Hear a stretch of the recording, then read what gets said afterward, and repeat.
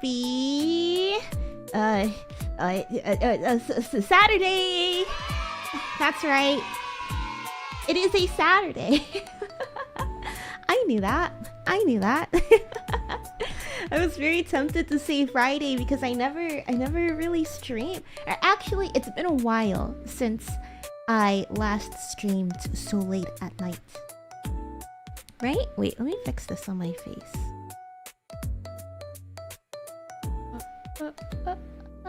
Is that better? It looks uneven.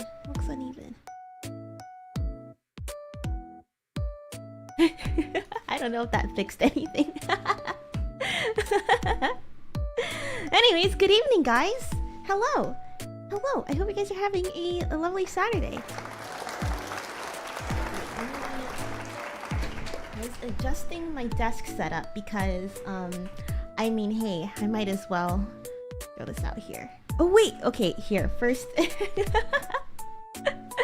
If you haven't noticed, I did put up a heart rate monitor.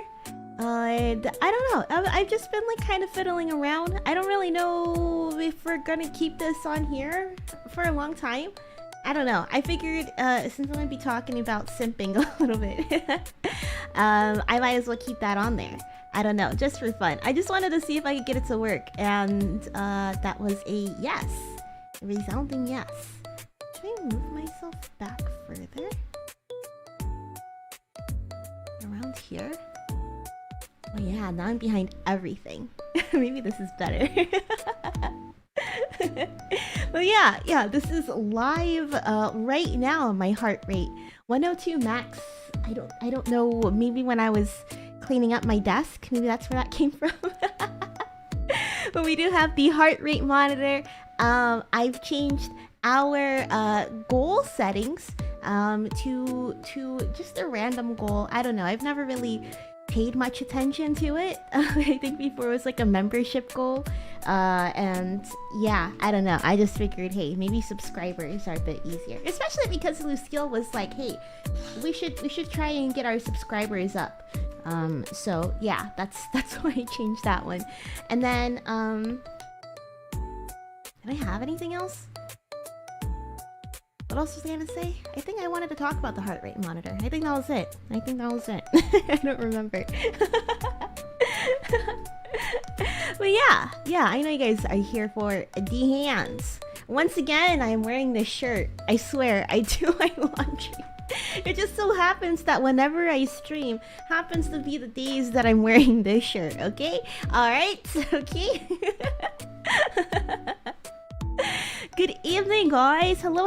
If you'd like to mark yourself present for today's stream, I would love to see. I added a Halloween stuff onto this thing, the Devoom, whatever, Devoom Didu. I have no idea what it's called. I have that onto here. There's maybe some Halloween stuff in the chat, I guess? Pumpkins or something? I don't know, something spooky. It's spooky month. I don't know, I wanted to play like horror games this month, but I ended up buying Grand Theft Auto Definitive Edition, so I was like, you know what? It's fine, we'll just play that. Maybe I'll be able to squeeze one in before Halloween. If you were here yesterday, you would have heard the fantastic news that I have been somewhat relieved from my 5 days a week in the demon corner of the dream center. Wait, sorry. I had to change something real quick. Basically, what I'm trying to say is that I am now on a hybrid work schedule. I get one day that I could be at home. I get one day that I get to be at home, so hopefully that means that I can have a little bit more time to lock in on stuff, because before your girl was struggling. I kind of want this to be in view. Oh my gosh, no, it's okay. I guess we'll cover the keychain for now. Maybe can I put it back more? I wonder.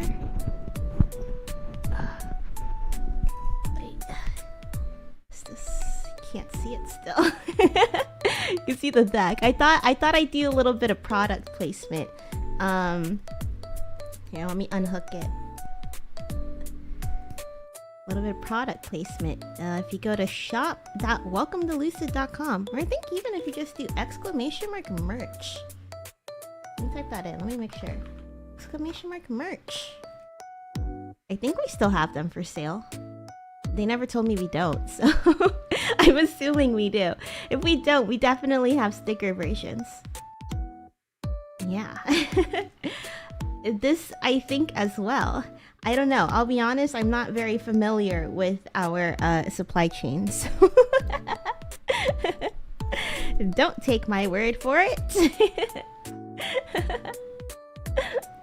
Welcome, welcome, Greg. Welcome, welcome. Let's see, what do we got? We have a jack-o'-lantern. Why is it called a jack-o'-lantern? Who's Jack? We have a ghost, we have a candle, and we have a Oni. Oni. That's me. Hope you're having a lovely Saturday. Thanks for stopping by. And Charles, hello. What is that? Pumpkin? Close enough. Welcome, welcome. I hope you're having a nice Saturday. I just checked it. It looks like it's still for sale. That's good. That's good. I wonder...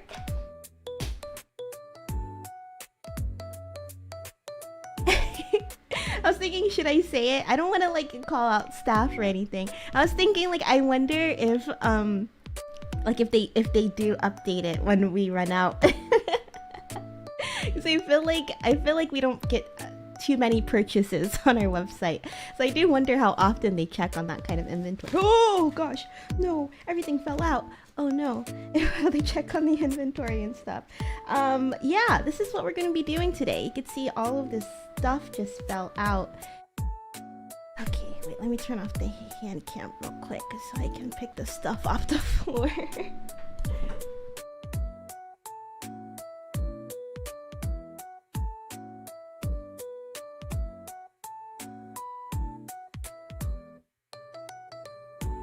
Okay, yeah, there we go.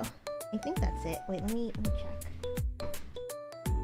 Yep, we're all good. We're all good. Okay, yeah. What was I saying? Got very distracted. I got so many stickers from Offkai, and I recently realized that I haven't had the chance to put them in my sticker book. So that's what we're gonna be working on today. We'll be putting them all in here. And then I have like these random things. Oh my gosh, when I was at Offkai, these fell out. I think I brought this with me and I just threw all my stickers in there. And like my receipts and stuff that I forgot to clean out from Japan, still forgot to clean out because it's still in here. These freaking like postcards and stuff when I went to the museum. Yeah, these all fell out and someone was like, excuse me miss, you dropped something. I was so embarrassed, dude. I was like, oh my gosh, thank you. I don't know why I was embarrassed, but I was. But before we do that, I think I should like at least start a conversation. Not about anything in particular, but you know, just so I have something to talk about while I'm putting these stickers down. Yeah, I've been saying all week, since last week I think, that I wanted to talk a little bit spoiler-free about Peacemaker. So yeah, I guess that's something that we shall do. Something we shall do today. Alright, is this all of my stickers? Are they all gone? Oh, more are still falling out. Oh, this is empty, right? Okay. Isn't this cute? Isn't this so cute? I got really lucky. I just wandered into a konbini while I was at Kokusaidori with my brother. Kokusaidori is like it's like literally international street. It's kind of like a tourist spot in Okinawa. Me and my brother were just like wandering around there, shopping and whatever. We were thirsty, so we went into, I don't know where this was though. It might have been a Lawson, it could have been a Family Mart. Walked in, and then I was like, oh my gosh, no way. I knew that this collab was going on, but I like kind of forgot about it while I was there in Okinawa. Like that was something I was gonna worry about when I went to Tokyo, but lucky me. Anyways, Peacemaker, guys. Oh my gosh, I I'm gonna talk spoiler free about it, but I really enjoyed the season 2. I really enjoyed season 2. I was really surprised to see, like, after I logged off, or like after I turned off the TV and like I went onto Reddit and stuff, and people were saying that they didn't like it. I was like, what? I was very surprised, and like still, like even a week later, it still seems like it's a very divisive final episode. I don't know why. I'm rewatching it right now though. I just finished the first episode of season 2 yesterday. I watched the last, because I was in the middle of like rewatching season 1. I thought I had like a couple more episodes left, but I was literally at the finale for season 1 before season 2 started airing. And I was watching it, rewatched the first episode, so I still have to hold my thoughts, I think, to see like what people were complaining about. But man, I really liked it. Have you guys seen it yet? Have you guys been watching it? Hell, I cannot stay for long because my phone decided right now is the best time to update. Also, I'm at a dinner party, but that doesn't matter. Enjoy the dinner party, man. I hope you're having a nice dinner. I hope you guys are eating lots of good food. I have a dinner party. Well, it's not really a party. I'm hosting. Well, I'm not really hosting. I need it for my demon credits. We are hosting a big event. I'm really nervous. So if you have any dinner party tips, if you have any like ideas, I guess, or like, oh, this really went well at the dinner party, and I think you should try and do that at your dinner party, Boomi. If you have any tips, please, because I'm very I'll be honest, I'm pretty worried about socializing. I don't know if I got it in me. Kai, welcome! First time to your live stream? Oh my gosh! Well, I hope that you enjoy your stay. I will be honest, I don't think that I'm anything special, but I hope that you stay. And that's not a really great way to sell myself. I'm very funny, and I talk a lot, and I hope that you find me entertaining.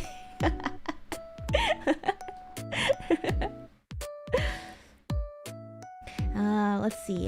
I do not watch almost any shows. Too much between work, hobbies, and watching streams. I think that's fair. I'm kind of like the person where if I am not watching TV, like I'm not watching TV at all, and then like, you know, yeah. Like you kind of cycle through the media that you're watching, you know? Sometimes I'm like super into YouTube and I don't touch TV for a couple months. Sometimes I'm really into TV and I don't watch YouTube. Or there's a time I was watching a lot of movies and I wasn't watching like a lot of TV, but I was watching a lot of like movie breakdowns on YouTube. Yeah. I realized, I don't know. I'm such a big geek, and it's like, I don't know, it's like, I wouldn't say it's getting worse, but like, I'm realizing like the severity of it. Like, it's becoming clear to me. Before I get to the stickers, let me show you. I'm wearing pants, by the way, okay? I just wanted to make it clear. I know my feet weren't on, right? It's okay, it's pretty anyways. My apartment is kind of like at an angle. I guess like the ground underneath my apartment is settling a little bit. So if I if I roll back, you know, I roll back pretty far. I'm Vietnamese. I also know a little English so I can communicate. Oh, I wish I knew any phrases in Vietnamese. I don't think I do. But my sorority sisters, my closest sorority sisters, are Vietnamese. So we did in college we did a dance for Tet. How does it go? Oh man, oh I don't remember. I don't remember how it went, but we did do a dance for Tet. I don't know if I said it right, but TET, which is like the new year, right? And I wore owl dye, right? Did I say that right? I wore owl dye, and that was really fun. We did a dance in that. I did a lot of dances for the Vietnamese Student Association at my school, VSA. My friends, I had a lot of friends in VSA. Where did I put me? Okay, anyways, what I wanted to show you. I have shown you this before. I got it quite a while ago. So I thought they were having a sale. They had like flyers everywhere. I only saw select comic books, $1. And that was in front of this one. So I brought out, I took $1 out of my wallet and I was like, this one please, $1. They're like, oh no, that's for a sale that's going on later this month. I never went back to the sale, but this is actually $9.99. Can you believe that? Can you believe that? Superman #1. I actually haven't read it yet though. I have not, I've skimmed through it, but I don't know, it doesn't really pull me in. But I do think that it's really cute. Like aesthetically. I'm a poser. I'm such a poser. Oh look, it's been focused. I'm such a poser. But I think it's really cute because it's like I don't know, just it's so vintage, right? Like the art style, and that's a lot of words. What is he saying?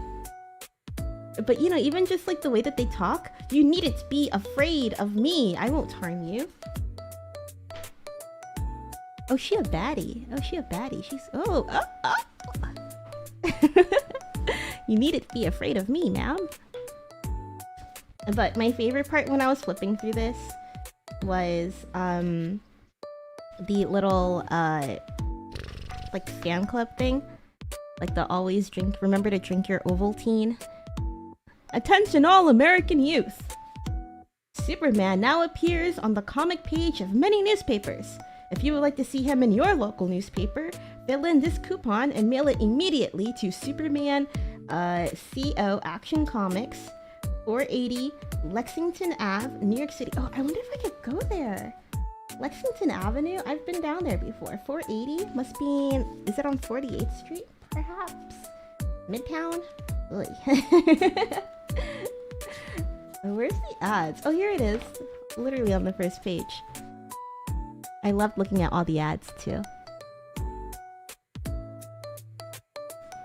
Anyways, this is actually the very first comic book that I've bought, like Western comic book. If you're to see... I gotta go this way. If you're to see... okay, maybe I gotta go this way. If you're to see behind me, I have... Oh, those are textbooks, but a little bit more up, I have, like, my Kitagawa Marin... was it? My Dress Up Darling. I don't know why I call it the character. But I have my Dress Up Darling volumes. I've read them online. So I don't have the full set, but I do have volumes 1, 2, and 3. I have 2 volume 3s because my friends both got me that for Secret Santa. And then I have volume...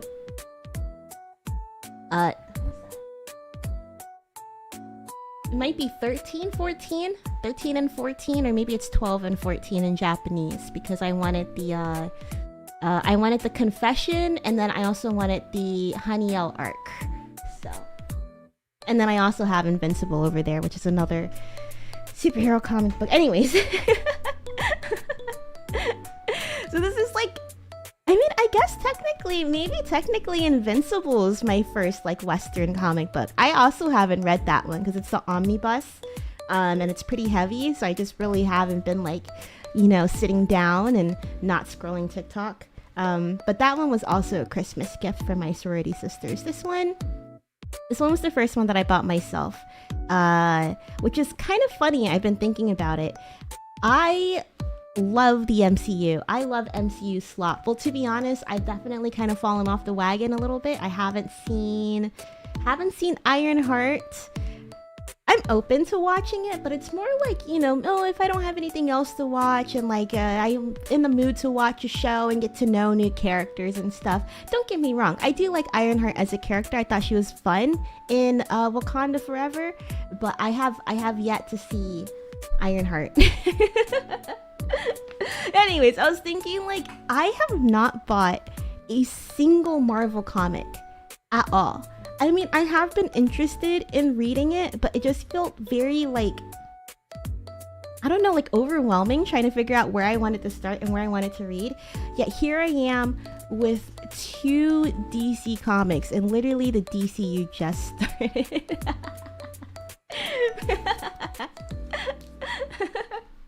But I think it was inevitable that I would, you know, get very into the DCU. I was actually arranging my Notion earlier today, and I thought this was only I thought I was on my 2nd rewatch of Peacemaker. I'm actually on my 3rd rewatch. Where's my Notion? I was organizing it earlier, and I was like, because I used to like track the things that I watched and like, yeah, pretty heavily, I guess. I really wanted to see like how I felt about movies and like TV shows that I've watched, and I haven't done it in a couple years, but I did manage to get a thought in for Peacemaker. Where is it? Oh, there it is. Media tracker. Sorry, I'm not going to share my screen for it, but I will read it out loud.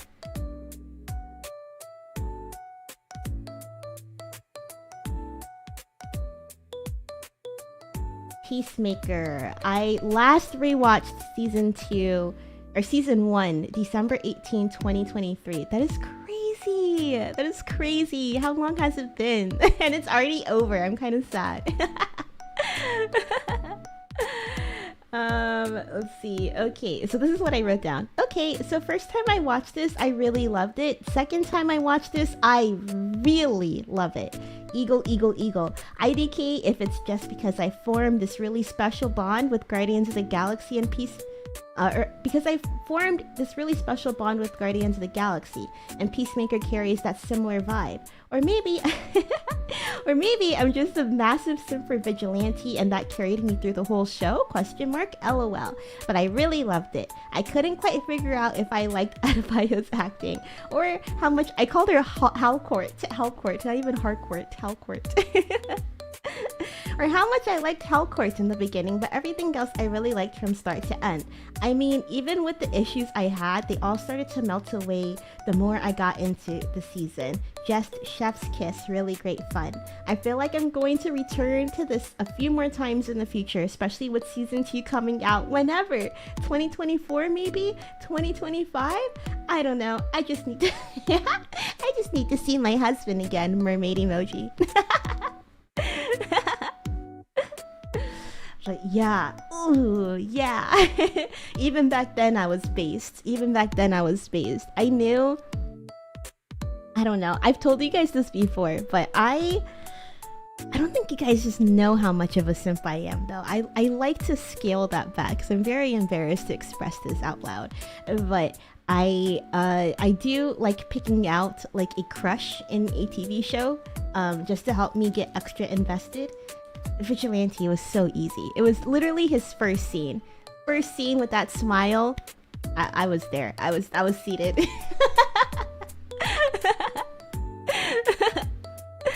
Let me read the comments. Let me read the chat.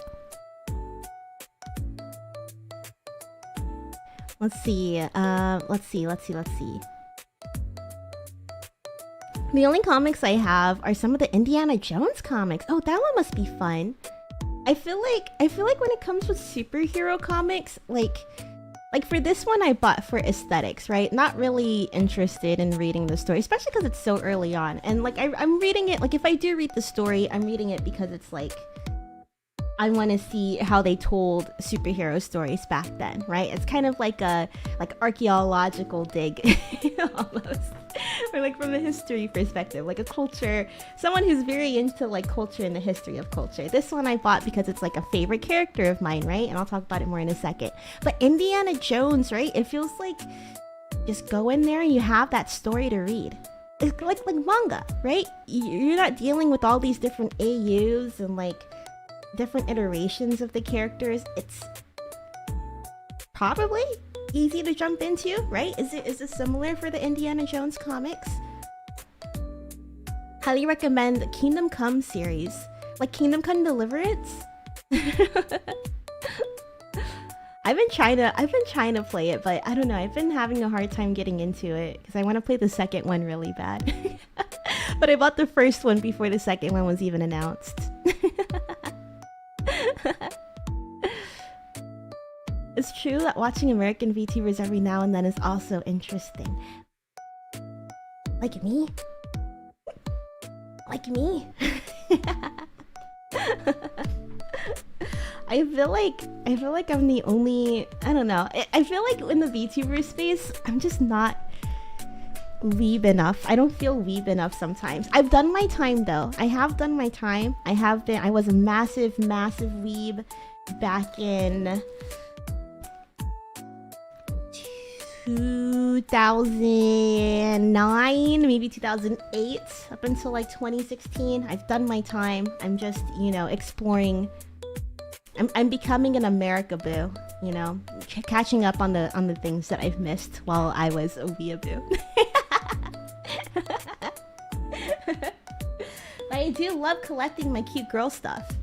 To round the conversation back to simping, not just vigilante here that I simp for, but like, you know, can you guess who my Oshi is? Wait, what else do I have? What else can I pull up? I think I have a whole page dedicated to them in here. Oh, I have this one. This is my doggy page. Bow bow. Oh, bow bow, mother fluffers. And then oh, I don't really have much else. I do have like acrylic stands, but I'm not gonna go grab them because my shorts are really short. Oh, I do know what I can grab.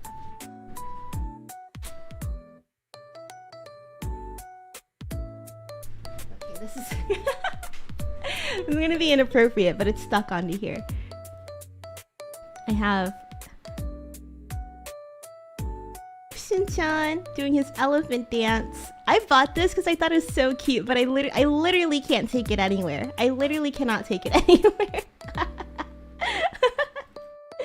Which is a shame, but it is really cute. Anyways, also got this. And to round the conversation back to around here, I bought this comic because it feels, when you're simping, man, it feels so good to just collect things about the character. You know what I mean? Know what I mean? Well, thanks for stopping by, Kai. Thanks for stopping by. I've been told I'm a simp. I don't know anymore. It's the best feeling. It's the best feeling ever to simp. I got this one because, you know, you only get so much when you spend like 16 episodes with a character, right? And I'm like, I need to know more about this Asian chase guy. I need to know anything and everything that I can understand. I must know his character inside and out. I must. So I bought this on Thursday. I had a work event and I was on my way over there, and I was pretty early, so I walked past this place called Midtown Comics. I've seen it before. I think I've stepped foot in there like every once in a while. They have like a couple of locations. I think they are the New York City comic book store. Which one did I go to? I went to the downtown one. We had an event at the financial district, so I went down there, and I mean, it was literally like right around the corner, and I was like, oh, a Midtown Comics. And I heard about a Vigilante, a Peacemaker Presents a Vigilante and Eagly double feature. I heard about this literally like Tuesday, like not like barely just a few days before the season ended, and I was thinking, like, I don't even know if they're gonna have this there, but I might as well check. Go into the store. I'm taking a look around. They have a small section, literally like 7 volumes for Peacemaker comics, and I'm like, oh man, like I don't think that they're gonna have it. Second to last one I looked at, they had it. They had it.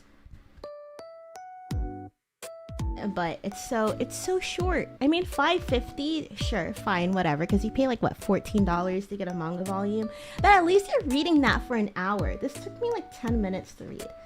But hey, oh gosh, can I get this as a print? Too bad it's, oh, too bad you guys can't see it. Can I get this as a print? Oh my god. And it's such a fun comic, and I mean, there is like fun characterizations in here. Let's see. I do like, I mean, I know that you could read like the other ones, like the more canonical ones or whatever, but like I'm especially interested in the DCU characterizations of them, right? I don't really think that I care for much else. I was very happy with the art style, at least for that part, because I think it's 2 different artists. The Eagly side is very different, and you can even see the Eagly one doesn't even look like John Cena as Peacemaker. It was really fun, but very, very short. I finished in like 10 minutes, and I'm like, oh my god, now what do I do? But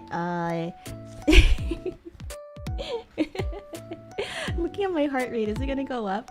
One of the things that I was like, oh, that's fun, is so we have Adrian working, right?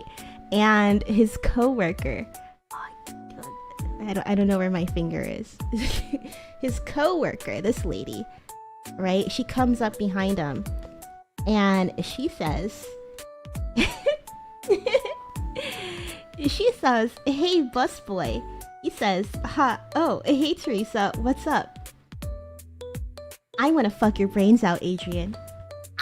I was like, wait a second, is he canonically like hot? Because you know, like actors in general, if you throw actors on a TV show, like, oh, they're gonna be good looking, right? But how is he perceived by the people within his universe? That was a very nice characterization for me. That's something fun that I will play with. That sounds wrong. When I read fan fiction, okay? Another thing, he even has like excerpts from his own little like how to be a superhero book, which I think is really fun too. So yeah, love learning about, love simping. I love simping so much. I was so ecstatic that I found this. And I can't wait. I know I could read comics online, but I just skimmed through it because I think I want to read it thoroughly when I go find the rest of them at the stores. I don't want to buy them online. I think it's more fun to go on the hunt. So I'm probably going to be hitting up these stores. Times Square, Grand Central, Financial District. I don't know if I'll go all the way out to Astoria though, but at least the other 3, I'll be going to those and seeing if I could snag anything else. Cause it's fun! It's so much fun!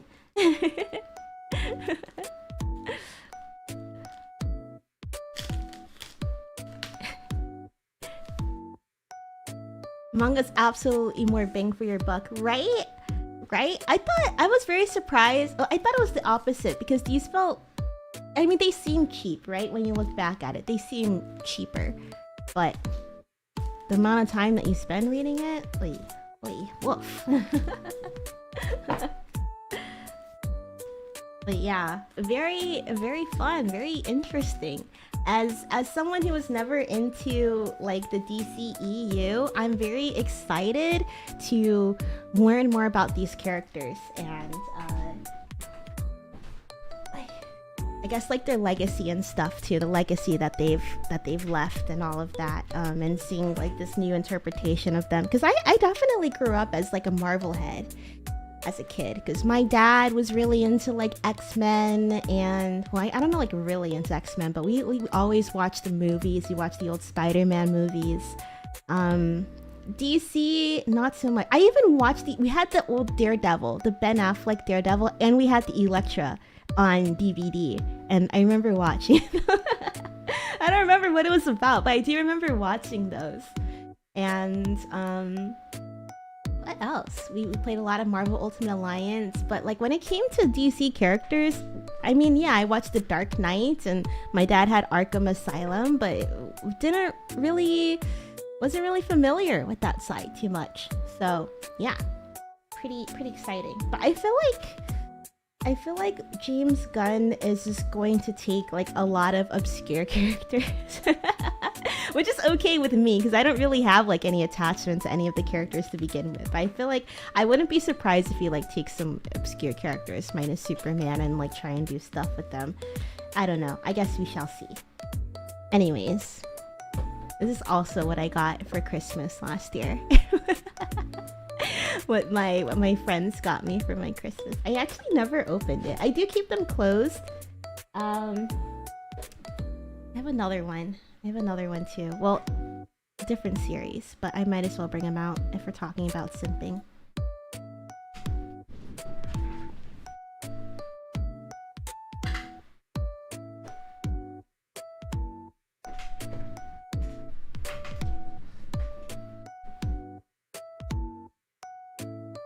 ...2009 was my first year of being a weeb. It was rough. It was so bad back then, wasn't it? Yeah, the dark age of weebs. I've definitely seen more normie VTubers. Oh, okay, good. Sometimes I'm like, damn, I'm a poser for literally everything that I do. Okay, Kingdom Come is a DC comic series. Gorgeous series. Ooh, maybe I'll get me into it then.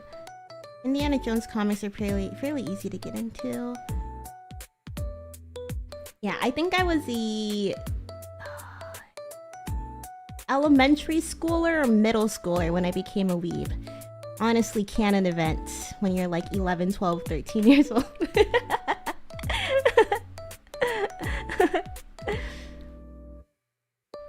I know, right?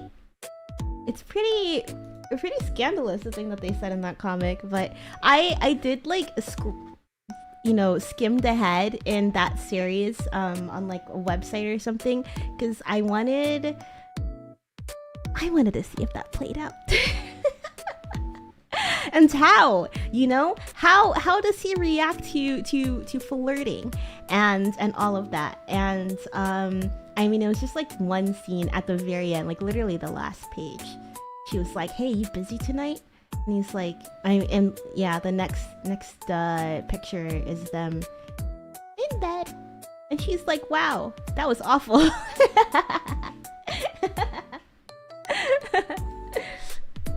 But yeah,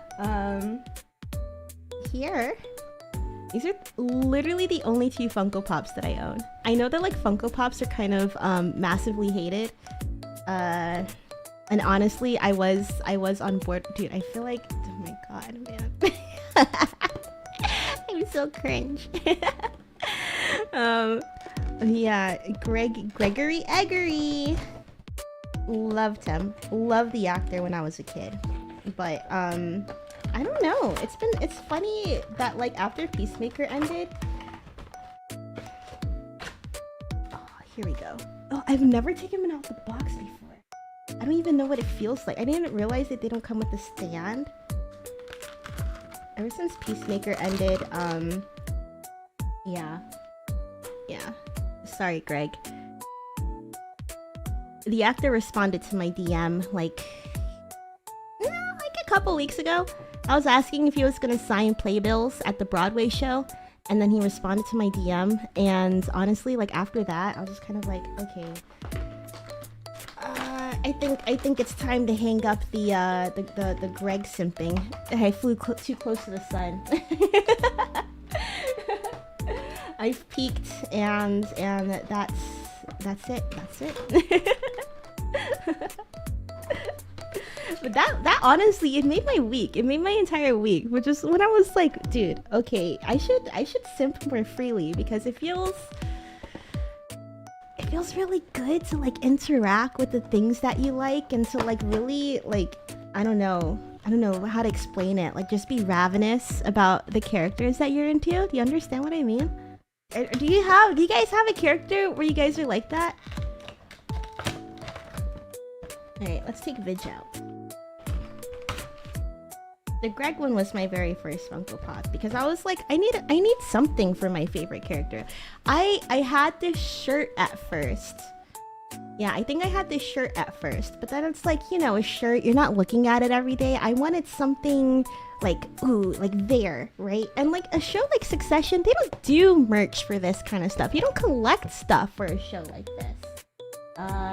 So I got this, and my friends, they did get me coasters. Nah, but it's a coaster, you know? I'm more of a figurine kind of gal. So this sat very proudly on my shelf for a while. He was alone for quite some time. But now he has a brother. He has a brother. And I find it funny that like in Succession, right? Greg's dad left his family because he's gay, so he went to go have a relationship with a man. Same with Vigilante. I've never. Oh, look at him! He's so.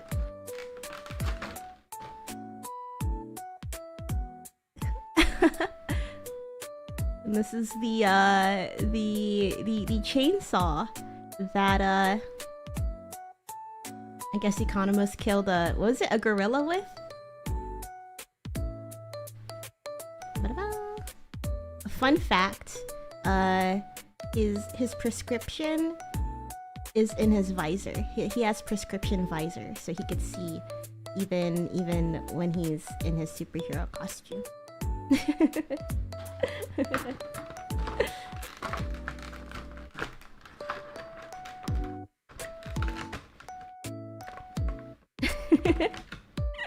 It'll never get any better than this. I'll quit while I'm at my peak. Exactly. Because it's like, sure, I've seen the other, like, my other favorite Succession characters, right? Like literally Kendall and Roman. I've seen them perform live. They've signed my playbill.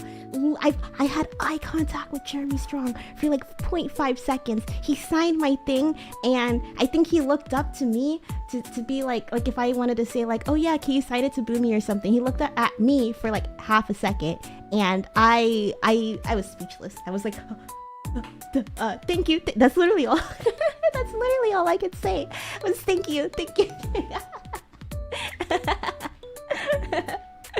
But that's literally like the only kind of what's it? I guess direct experience I had with people who helped create this show.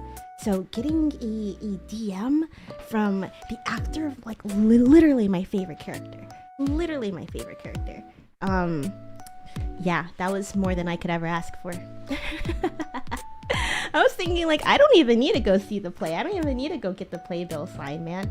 Because it's like, oftentimes you get the playbill signed, they don't even look at you. The other people are trying to have conversation with them. I don't have anything to say. I'm too shy to say something. If I get a playbill signed, what is that going to do for me? I got a DM. It's even better.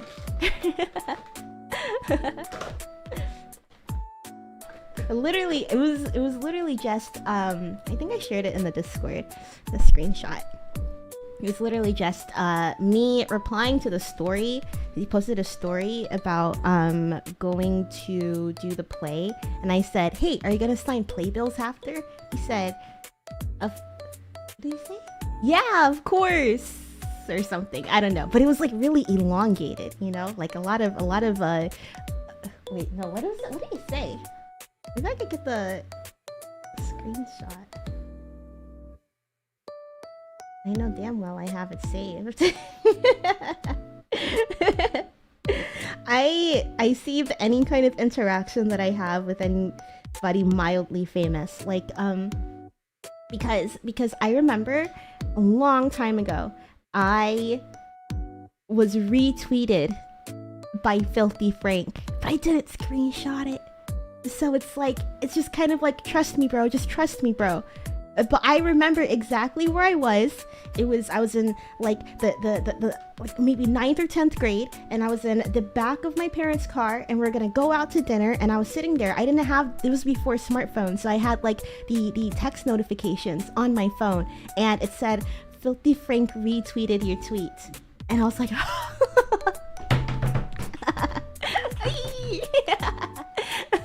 that was my man back in the day, before he revealed himself as Joji. Anyways, welcome. Sorry, I'm yapping so hard that I'm like barely reading chat. You guys would not believe my tweet either. I shot my shot. I shot my shot.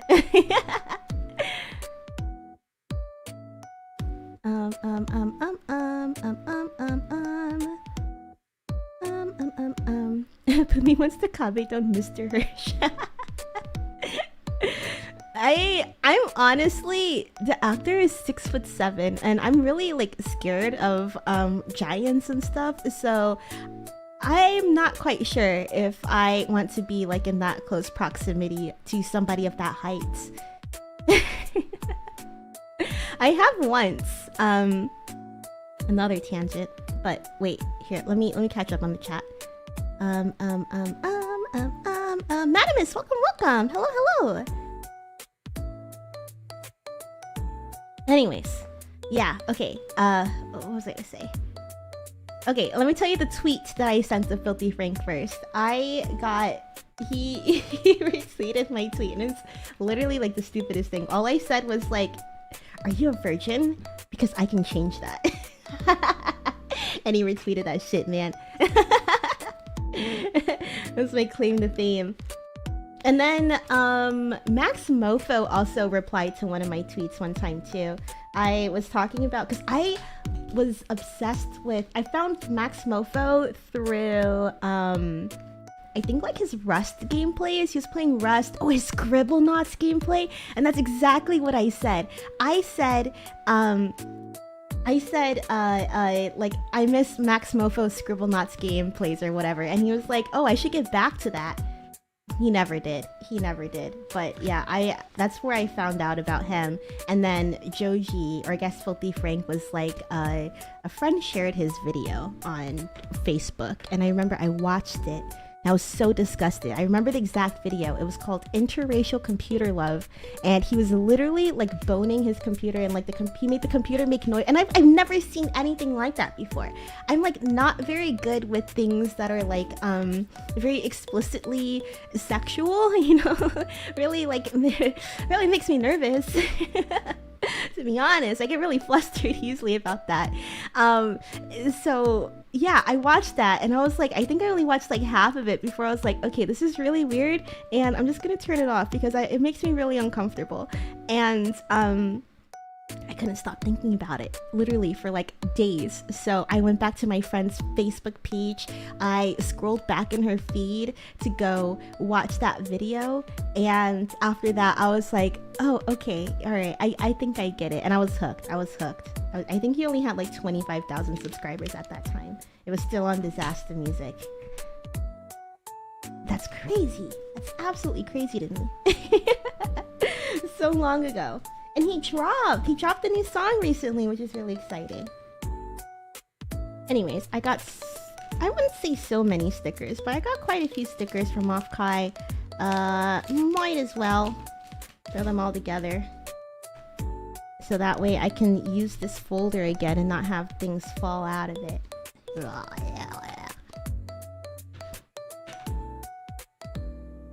Alright. Okie dokie. I don't really know. I was kind of going for like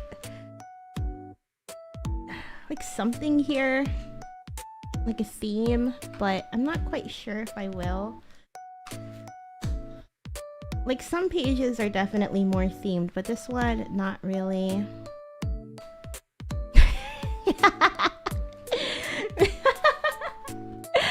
Just the idea of a giant blunt in between a sticker of Gura and Shiori is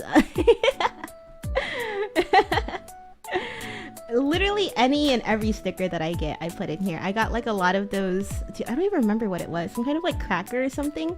that I got in Japan wasn't that tasty, but it came with some stickers, so I bought a couple.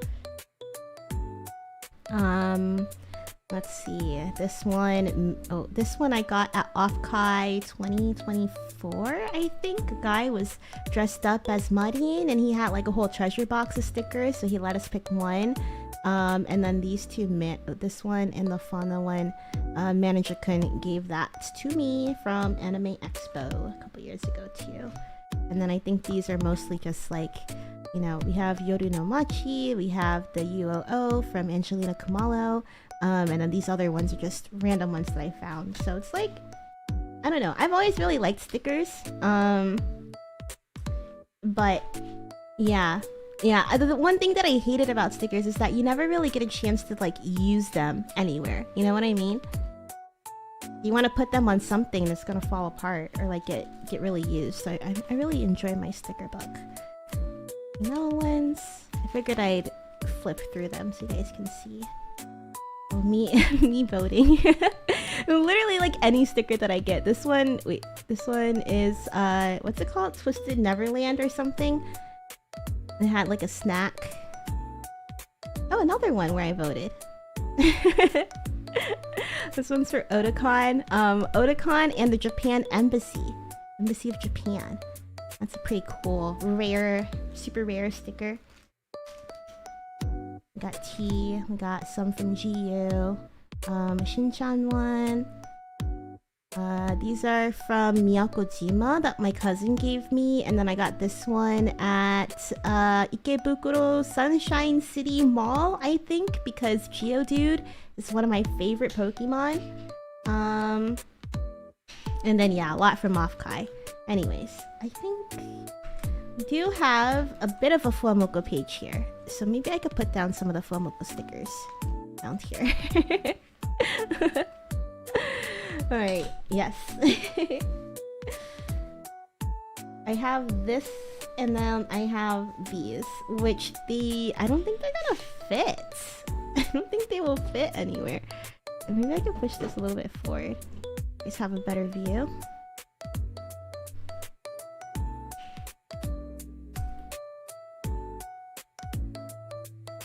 But yeah. Filthy Frank retweeted me. And I've tried going back through like old messages, or like even going back on that Twitter account trying to find it, going on his Twitter account trying to find it. I couldn't. Even to the point where I'm like, am I hallucinating this? Like, but how could I? How could I? I think I might switch this one. Maybe I can move these guys up a little bit. Maybe if I move them off to the corner.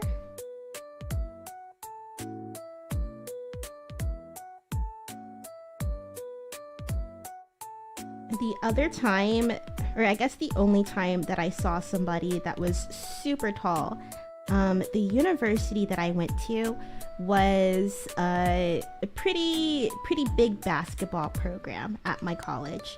And one of the parties that my friends threw, for whatever reason, star player showed up. Which is crazy because like the parties that my friends throw, it's usually just like, I would say 90% of the time, like you would know everybody there, or it'll be like, you know, friends of friends and stuff, right? And I mean, to be fair, I was like pretty well connected in college because I did join like my cult sorority, but you know, either way, like you always like knew people, or like you knew of people that were there. So having this guy show up to the party was like completely random. I remember even, I'm trying to get them like as close to the edge as possible so I have a lot of room to work with. But I don't know. I don't think it's gonna work. Unless I put, I don't know if I want to like stack the stickers on top of each other either. But I think I might. Okay. I'm not very good at this. I will be the first to admit that. I'm gonna get this as like a blank page and just throw some of the stuff back here. Wait, Let me get the Midtown Comics bookmark because that one's actually really long. I'll throw these guys on the link page. You can grab them in a second.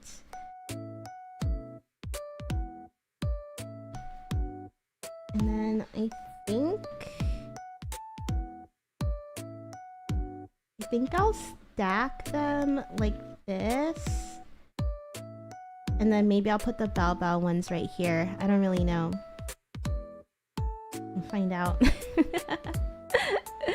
Anyways, the star player came to that party, and I should have known because that was like one of the few parties, like it will sometimes happen where it's like, you know, like maybe 15% of the people there when you would usually know, like I would say a good 90% of the people there. So I'm looking around, I'm like, where did all of these like random people come from? What in the world? I was like, well, maybe it's just like one of those kinds of parties. I don't know if it was like welcome week. I think it was. Maybe it was welcome week or like some kind of party week. But yeah, lots of random people there. But at a certain point, all the random people were starting to crowd around one area. I'm just like, what is going on? Like now it's so empty over here, and like where did all the random people go? Anyways, I'm walking around the party. I leave from the basement, which is where like the dance floor was. Leave from the basement, and there's like a door, right? Like say this here is the basement. The door is right here, and you have a hallway. I'm like coming up over here, and then boo, I turn the corner. Massive dude, literally like a skyscraper, and I'm like kind of drunk, so like I don't really know. It's like the what was it, the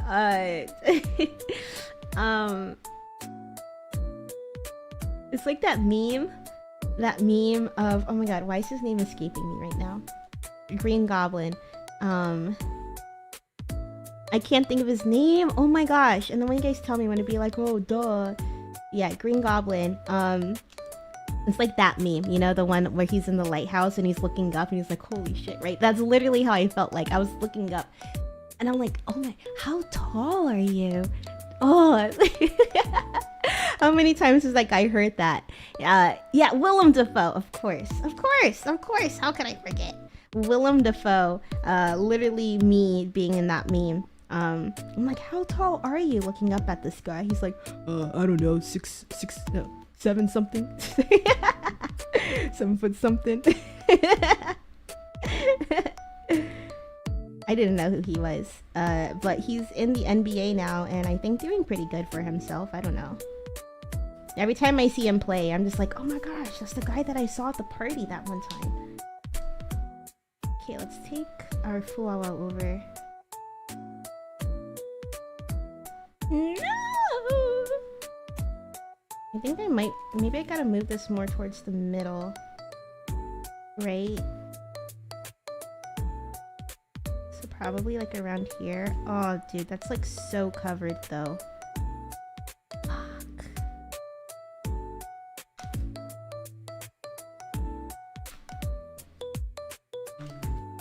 This one's empty, but it's like I kind of wanted to, like, you know, kind of go together. Maybe I'll put them over here.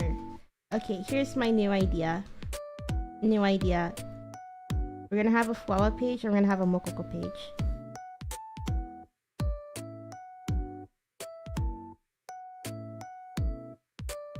I don't think it would fit otherwise.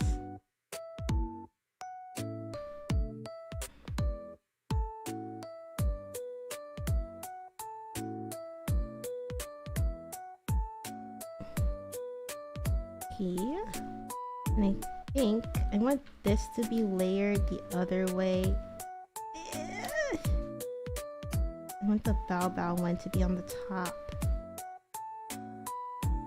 Do I want it to be on the top? I don't know. I think I kind of liked it the other way. It's hard to show you guys like that.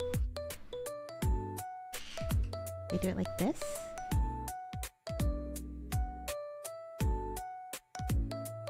Sorry, I'm not very good with like perspective. You probably tell how confused I get every time I try and show you guys something in the camera. Anyways. That's awesome. Oddly enough, I never thought about putting any stickers in a sticker book. I didn't even know that they made this. So this is like, I don't know if you could tell, but the paper is the same kind of material that they put on the back of stickers, so you can, like, you know, lift them up and whatever. I think I'm gonna switch this around. Ooh. Oh god. Oh god.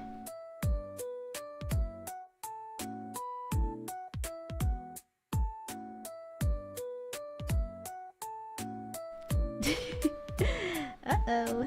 Ruh-roh.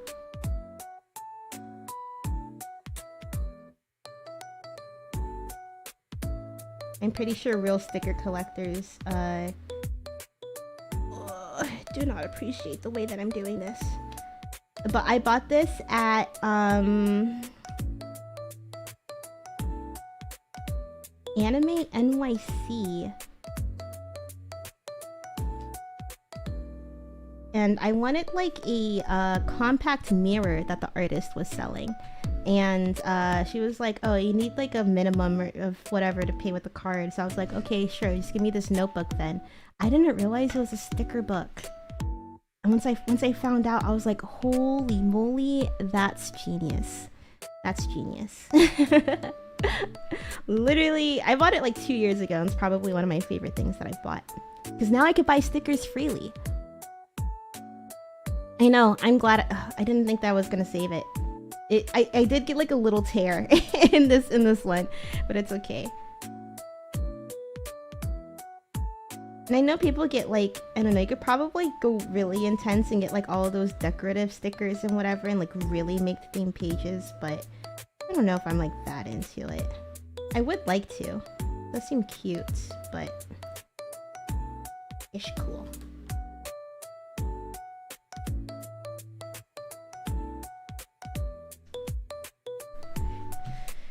Alright, pretty simple, pretty simple.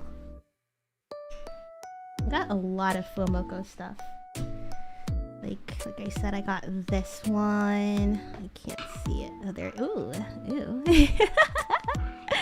I got keychains on my work bag. I got pins. I have another keychain.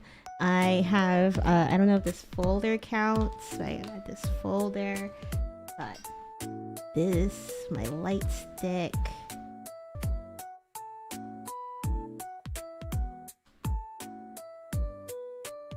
There you go, pink. Woo. I don't know, it feels good. It feels good, man. It feels good to collect. Okay, that's trash. This is trash.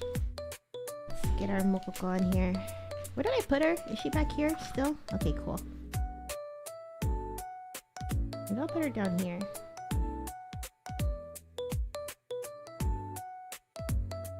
The Peacemaker stickers? I know, dude. Oh my god. Because it's like... Have you guys seen like that one girl who's like obsessed with Stan Marsh, and she has like drawing, like self-insert, like ship drawings of her, OC, and like no, not Stan, sorry, Randy Marsh, Stan's dad. Which honestly, I get it.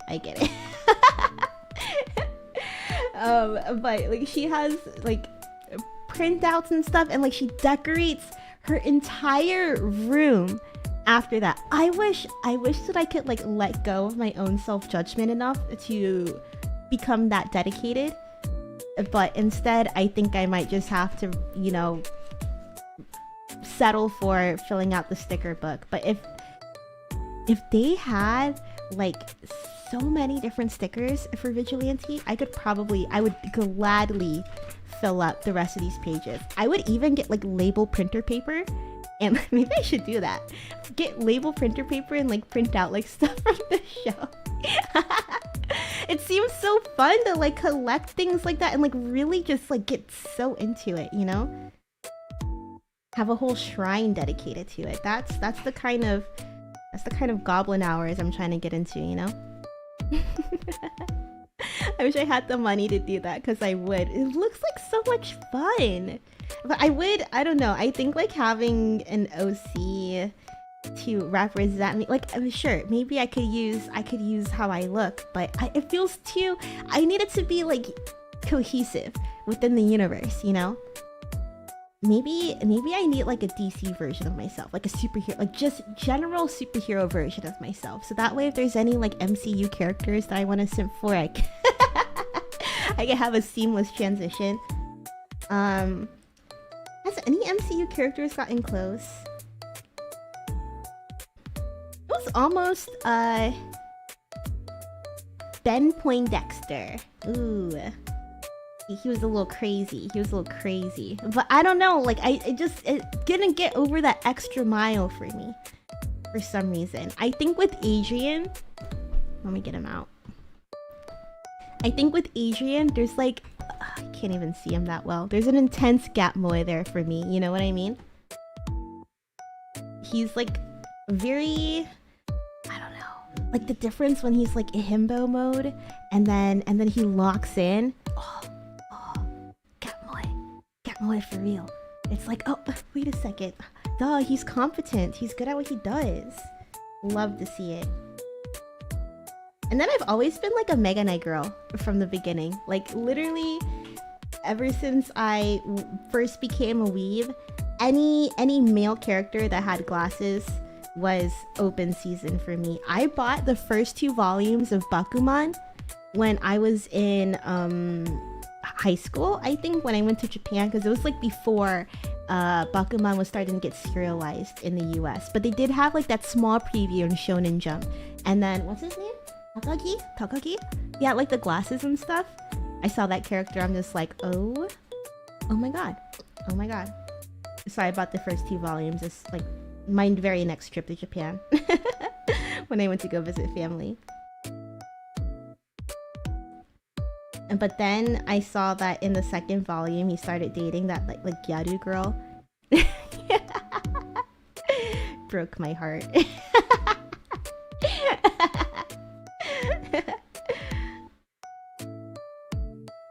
Oh my gosh, can we take this one off?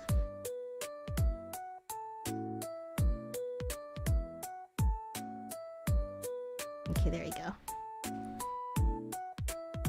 What is Boomi's favorite thing to collect? Ooh, good question.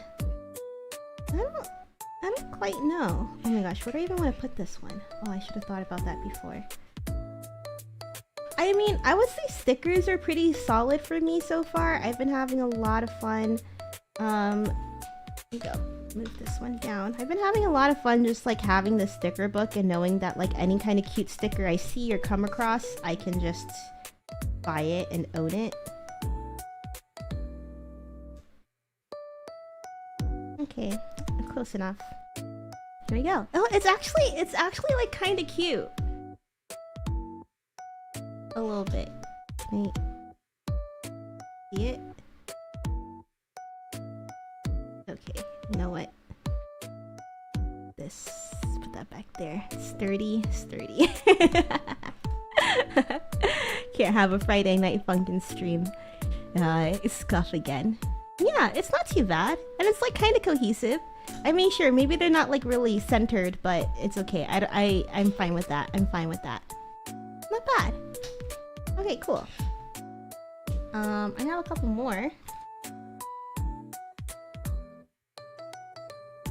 We have Tenma and Pippa, also from, wait, no, I do think I have their card. Same place that I bought these 2 stickers from. They also had this, which I think is their mascot. Oh god, where did the card go? Around here. Where did I put it? I didn't put it down or anything. Okay, well, whatever. It'll come up. I'm sure. Is it in here? No? Okay, well. I'm sure it will make an appearance. Now we'll let you guys know. And then we'll put Tenma and Pippa. I would also say that I do like collecting acrylic stands, but I have nowhere to put them, so that's one thing that kind of makes it hard. guess stickers. I guess stickers do. Maybe I'll put them over here. But I don't know. This feels kind of like a Hololive side.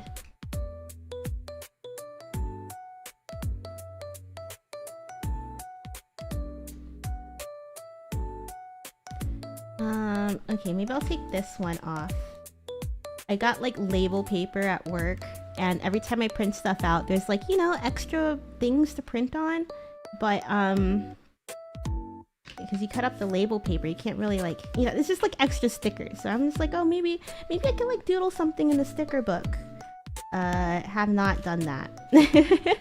I just threw them in here just to like try and use them. Like this is another example of a page with label paper on here. Here we go. See?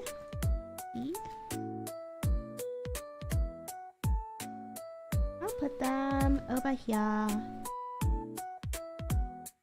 Did I put my off-kai sticker here too? No, maybe not. I'm just gonna throw them here.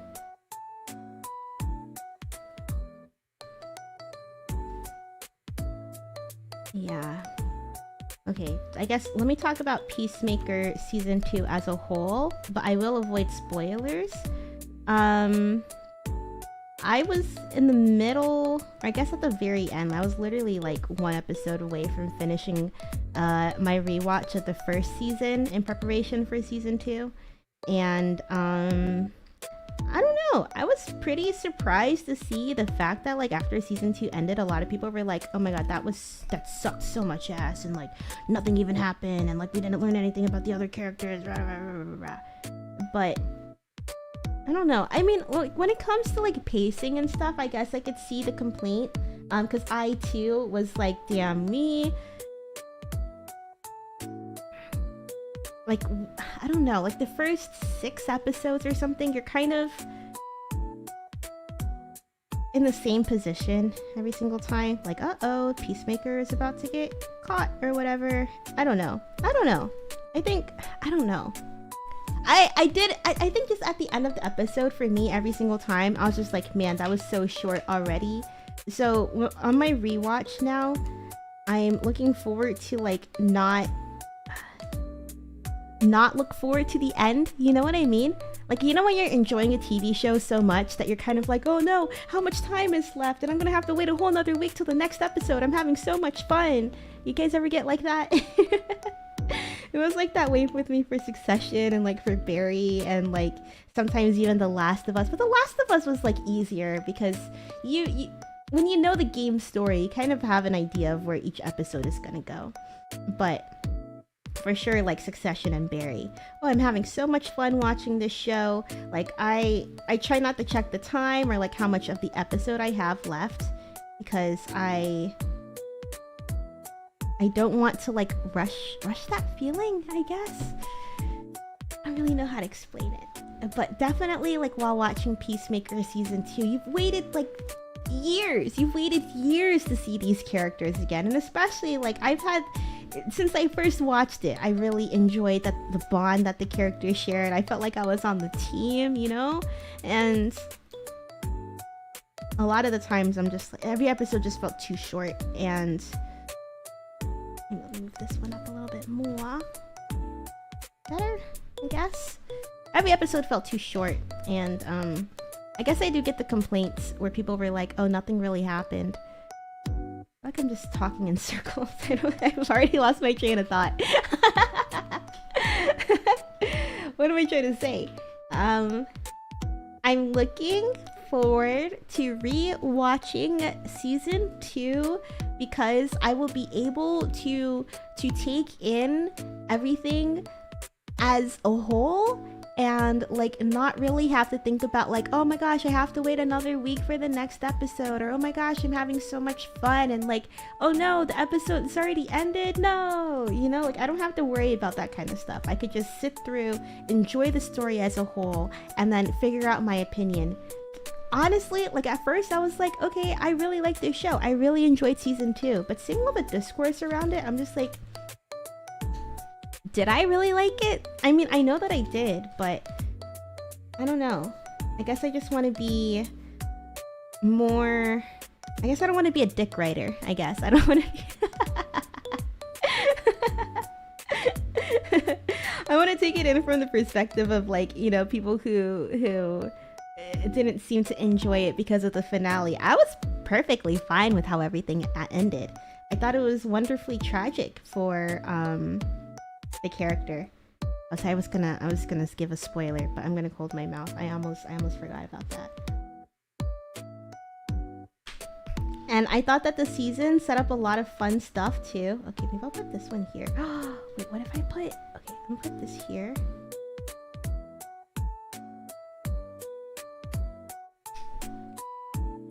And I'll move these ones over because they're all kind of like, you know, like a little shiny. These ones I got from Omocat booth at Anime NYC last year. I actually had an Omocat sweater back when I was in high school in like 2012, maybe?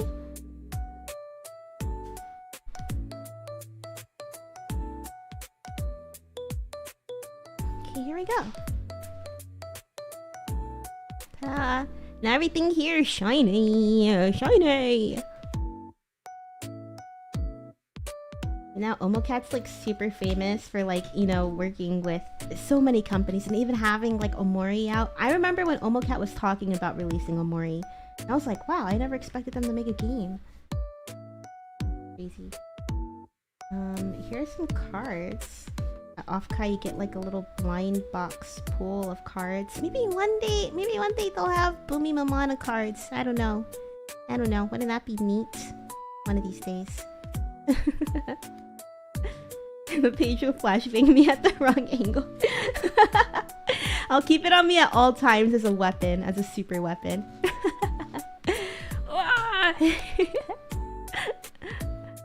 It's really pretty though. Ew. Alright, let's put Doki Bird. Yeah, I'll put Doki Bird here. Doki Bird fit. I don't care if Doki Bird overlaps. I think a lot of things on this page overlap anyways. Maybe I'll put Doki Bird here. Oh yeah, I'll do that. Let me take off this label paper.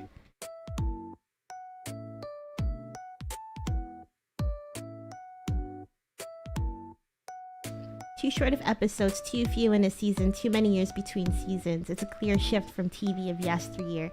Yeah, that's... I do miss, like, weekly television. I mean, I guess, like... I mean, yeah, Peacemaker was weekly television, but like you said, there was, like, a lot of, I mean, I guess the episodes were long, but for as long as you've waited, it's not like... I could see it being unsatisfying for, like, waiting 3 years, I think, to see these characters again. And then, you know, it could only stuff so much, too, into a season. And I think just, like, the nature of superhero, or, like, I guess, like, cinematic universes, you have to set up for the next thing too. And people are like, oh, Peacemaker did too much setup. I personally, at least from my first watch through, I didn't feel that way. I think a lot of people feel like they had a lot of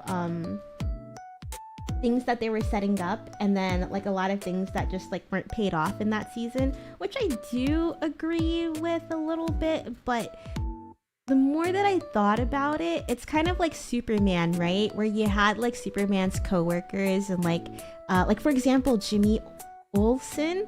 He's not really in the Superman movie that much, because I remember, I really don't know anything about Superman, right? Besides of like, you know, the tropes that was in Megamind, right? Like the basic, oh, he came from outer space, whatever. I did not know, like I left the Superman movie thinking like, is Superman and Jimmy, like I thought they were best friends. I think they only said things to each other like once or something. That's what I was thinking. And I feel like Peacemaker kind of does a similar thing, and just that, like, to me, the world that James Gunn is creating feels very lived in already. So you're gonna have things that, I don't want to say won't pay off, but I mean, I think that's like another perspective to look at it. Like, it's not going to pay off soon. But like, the whole season 2 is about him going to the other dimension, right? And people, I think a lot of the complaints for people were just kind of like, oh, he goes there and the payoff for that wasn't that satisfying. But like, to me, it's not really about like what he does in the other dimension, but it's more of like how the other dimension affects him and like what does that promise him. You know what I mean? I don't know, but I think that's why I wasn't like so bothered by the finale. People were like, oh, that didn't really go anywhere, but in my opinion, I was kind of like, well, I mean, if you're looking at it from like, sure, like a action and like plot thread perspective, sure, but if you're thinking about like his journey as a character, I don't know, as someone who really enjoys character driven stories, I do feel like I was eating a lot this season. We got to learn so much. I would say, like, back in season 1, I didn't really have much strong feelings towards, honestly, anybody besides, like Peacemaker. He had a very nice arc, and I really enjoyed learning more about his character because I did not like him by the end of the Suicide Squad. I think, like, most people saw him as, like, an antagonist for killing Rick Flag Jr.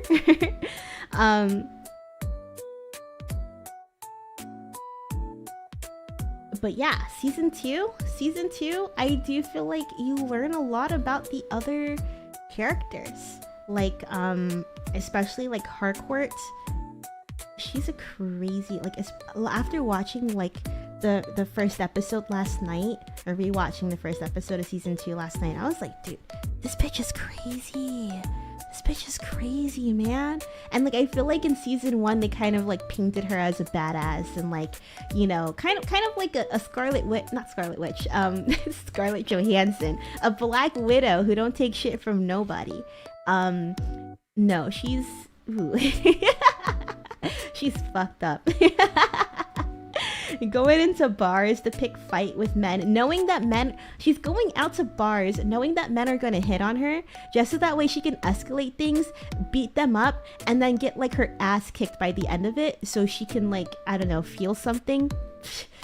Okay. Crazy lady. But it was a lot of fun. I don't know, just seeing like their interpersonal relationships explored too, because I feel like in season 1 you do have them kind of learning, like, you're learning about Chris in the same way that like everybody else learns, like everybody else in the 11th Street kids learn about him. Sorry, I'm mumbling my I cannot articulate. Is what I'm trying to say. I'm mincing my words. I don't even know what I'm trying to say, but season 1, I feel like everybody is starting to get to know who Chris Smith is, and then in season 2, we're starting to get to know how, like, not just who he is, but like who all the other characters are through their relationship with him, I guess. And I don't know, I'm probably making it sound like way more deeper than it actually is, but I wouldn't go as far as to say like we got nothing from it. I feel like we got a lot. I really left this season feeling like I understood Emilia Harcourt a lot more. Johnny Economos went from like someone I did not give a shit about to like probably top three characters for me. And I mean, I think we got a lot of people. I'm on the vigilante like thirst trap edit side of TikTok, and a little bit of my Tumblr is there. Not Tumblr, my Twitter is there too. Maybe I should make a Tumblr. I'm starting to sound like a Tumblr girl. But a lot of the fangirls were like, oh, we didn't get any characterization for him this season, blah blah blah. Like, what do you mean? We get to see a little bit about his home life. We get to see I don't want to spoil it, but I feel like it's everywhere. I don't know. I'm not going to spoil it. But like, I feel like you do get to see a little bit more of his character. But maybe I've just been enjoying it every single week that I haven't really had the chance to step back and you know, see the forest from the trees. Is that the phrase?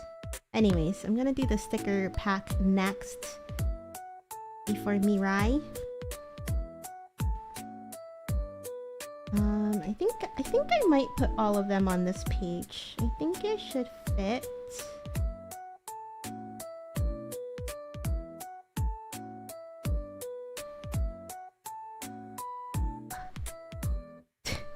like impossible to take off.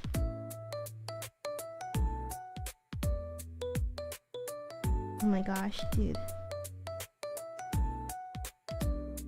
Please. Okay, there we go, there we go.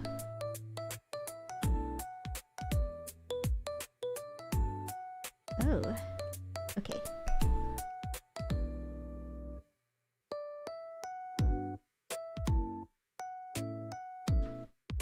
Yeah, I personally, I had a blast. I really did have a blast watching Peacemaker. And once it ended, I was like, I cannot wait to rewatch this.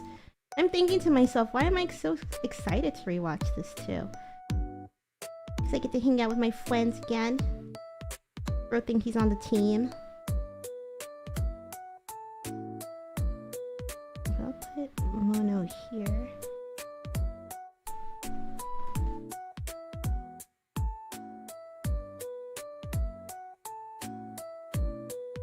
Man, these are really hard to peel off.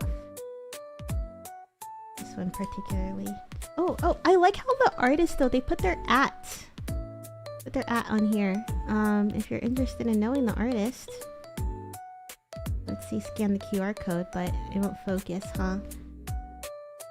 Bunny Sleepover is the artist of this sticker pack.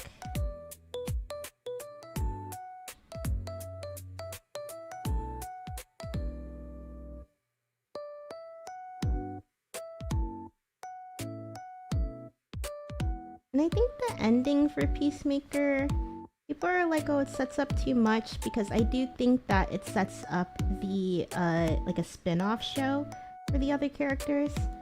And to me, it makes sense because the show itself felt like it was about the other characters anyways. Especially because after wrapping up season 1, and then starting season 2, I was just like, wow, Chris has so much trauma around, I mean, rightfully so, around like killing his brother, and like, you know, the way that his father treated him. But it's like you can only explore so much of that, I feel like, through, I don't know. I started taking notes of the show yesterday, which I typically don't do, but like ever since we started our Succession watch along, I start like having these thoughts, and I'm just like, you know what, I have to spill them out somewhere. I started, oh gosh, but it's right over here. I'm gonna lose tracking for a second, but I want to look at my notes.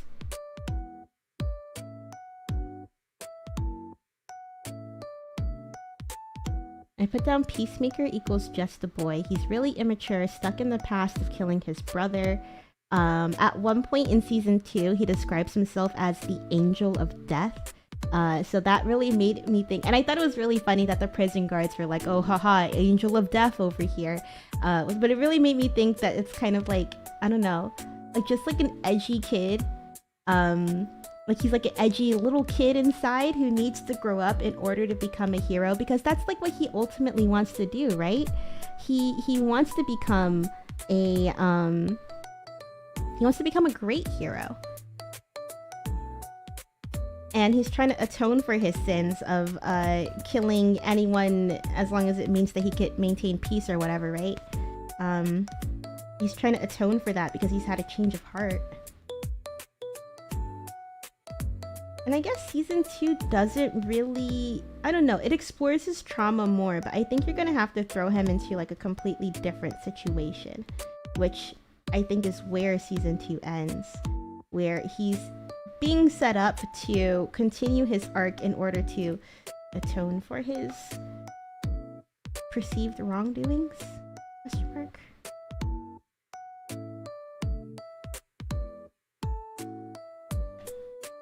I don't know. I think I gotta rewatch. I have to finish rewatching season 2 in order to keep my thoughts together. But one thing that I did forget was how season 1 ended was like he was still haunted by the ghost of his dad. You might be able to fit them all onto one page actually. I wasn't quite sure I'd be able to do that. But yeah, he's haunted by the ghost of his dad. Because we see him when he's sitting down in front of his trailer and his dad joins him. He's sitting there with Eagly and with Goth. Come on. Nice. They all fit on one page. Maybe I'll move Mono up a little bit more. Ta-da! Cute, cute. I was very excited to see stickers of my friends. Awesome! I think that's all the stickers that I have. I have these too, but I think I was thinking about like maybe adding them onto there. These are from Offkai as well. Shop Till You Drop and Offkai Expo. But I think I might just try and figure out what I want to do with my lanyard and stick them somewhere else. What you're doing seems interesting. Oh, well, thank you. Thank you. Thank you very much. I've started enjoying collecting stickers. The worst feeling is when you have so many stickers and you have nowhere to put them because you don't want them to get like dirty. But I bought this. Put them on here. We have the Ghost of Lucid's Past.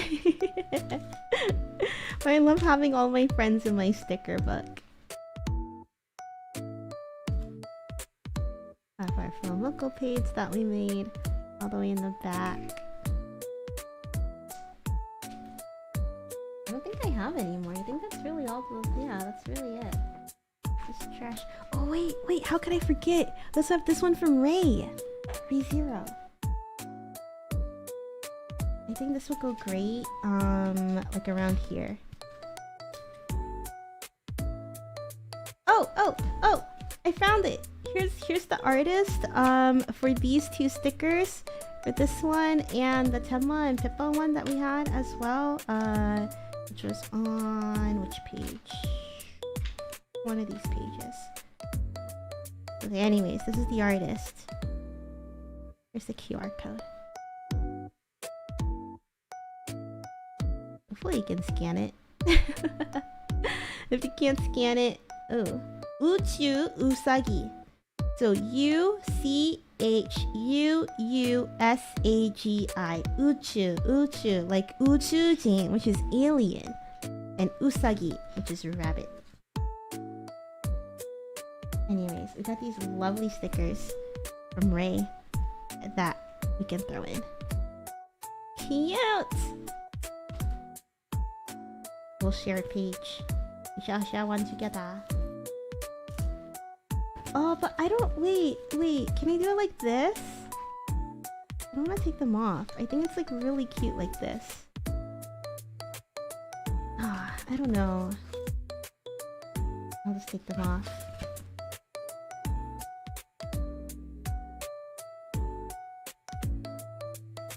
I got so many of those at Offkai. Oh yeah, these ones, right? Ribbons ended up reaching the ground. I didn't go as ham. My first Offkai, I think I only got a couple of ribbons because I've never been to a convention that did like ribbon rallies and stuff. So that was like a really big surprise to me. And then my second one, I went super ham on the ribbons. I got so many. And then this year, not really. Didn't get a lot at all. But it's crazy how many you can get. I want my own. I want to do one. Like you'll see like people who can make whole like outfits out of their ribbons, which is crazy. I quite like the stickers in your book. Thank you. Thank you. Every time I go to a convention, I try and get some from like artists.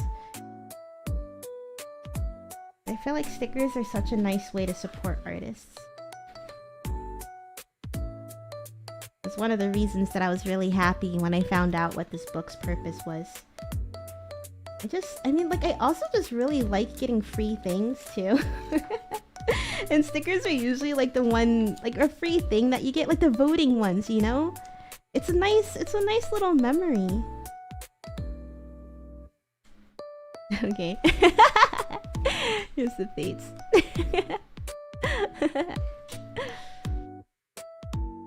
There you go, we got all our stickers added.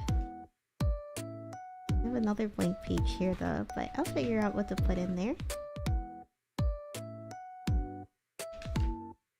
Oh yeah, this is the same one as here. And I think these are on the store too. I'm not sure.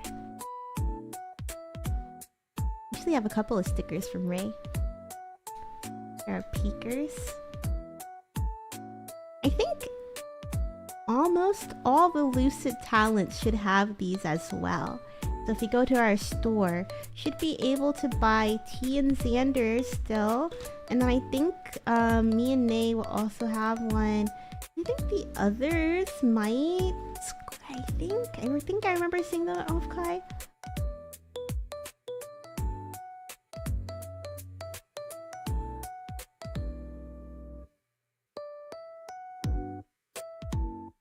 The woman who made the whole ribbon apron was really awesome. Oh, I didn't see the apron, but I saw a guy, he had like a vest. And then I saw another guy who had like armor made out of the ribbons, which is absolutely insane.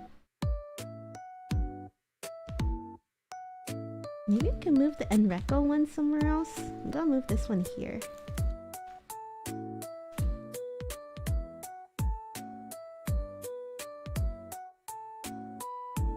This one I got at Anime NYC as well, which is really cool. They had like a whole, like the whole booth was themed after this series, and I got there. I didn't realize, because the only conventions that I've been to would typically run until like 2 AM. I didn't realize like how panel light Anime NYC is. I think it's definitely more.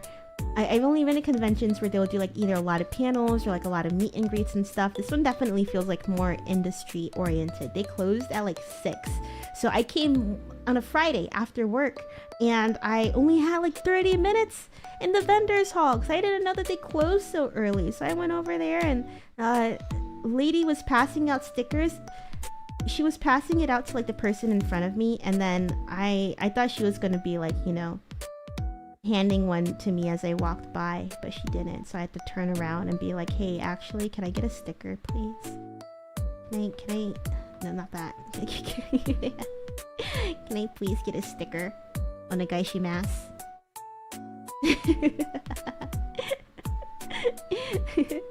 I'm like, what? Do I not look weeb enough to you? Huh?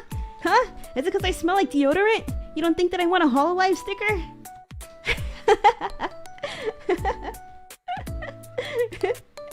And it's so funny, the thread that I see every single year about Anime NYC of people being like, yeah, don't go near the Hololive booth because it stinks. Yeah, as someone who's been to Offkai, I sadly have to +1 the stereotype that people in this particular fandom, I wouldn't say the Hololive fandom, but the VTuber fandom as a whole, there does seem to be a stinky trend. If you've never been to Offkai before, well, I would tell you the masks are not always for to protect yourself from germs. Can be like a, what do they call it? A spin doctor? I'll throw this one in the back. What's this? KinYobiCon. I think I picked this up while I was at Offkai too. KinYobiCon Friday Con.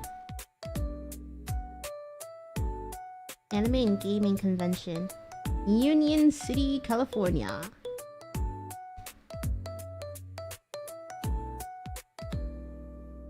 NYC is by far the biggest convention I've been to, though.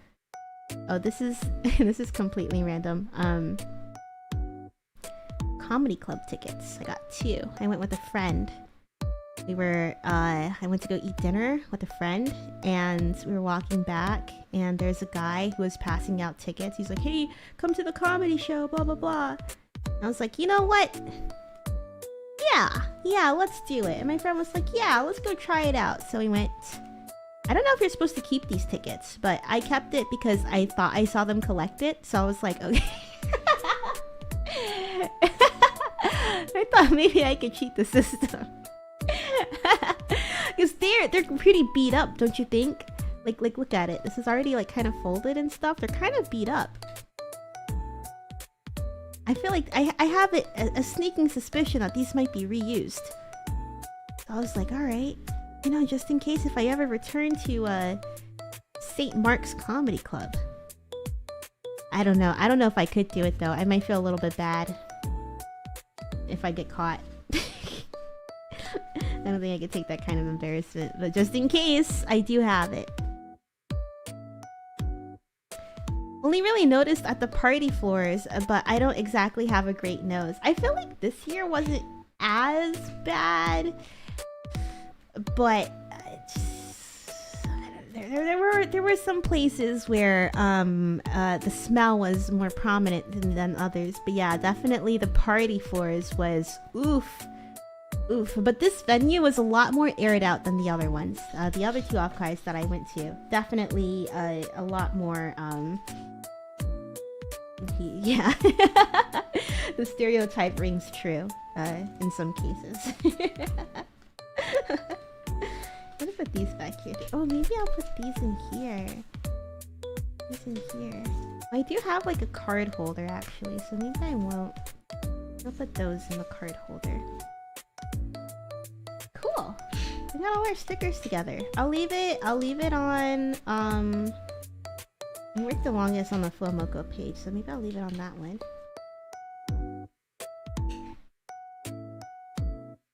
While I continue to yap. Can I put this put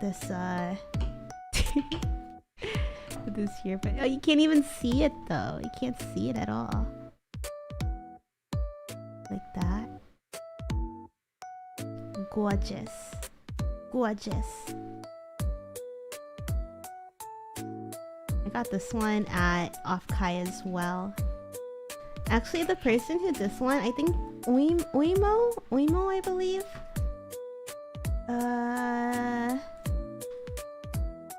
He also did this one that Manager Kun got for me. The same artist. So I was really happy when I found that out, because I was like, I really love the art on this fauna one. Wow, mommy milkers. Oh my gosh. Same.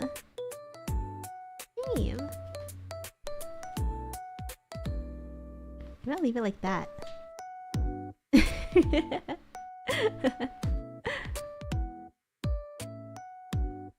Love Oimo's work, right?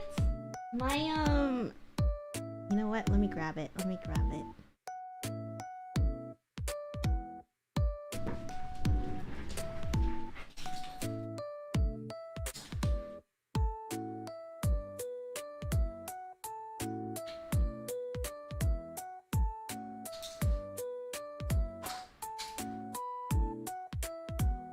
Figured I might as well get the rest of my Flowmoko stuff as well. I have Oimo these ones. This is what I originally went to their booth for. Because I really wanted keychains. Because I bought I could only afford to get this one for the Off-Kai before, but then T surprised me with this one. I literally cried. She went back to the merchant's hall before we left, and she surprised me. And she said, "I got this one for you." So I had these on my backpack for such a long time, but then I switched to like a leather work bag, and like, you know, I'm not trying to put this on leather work bag. These are pins. So I really wanted to get like keychains at Off-Kai to you know, represent. So I went to Oimo's booth. I picked these up. I scoured the merchant's hall trying to find, you know, a very particular style that I wanted to have for the keychains, and this was this one I wanted out. So I was waiting in line and I saw this one, and they have you like pull up the order beforehand, and then when you're up there you do have a catalog that you can look through, and I looked through the catalog and I was like, oh, acrylic stand as well. I had to. So cute. So cute, both of them. Adorable.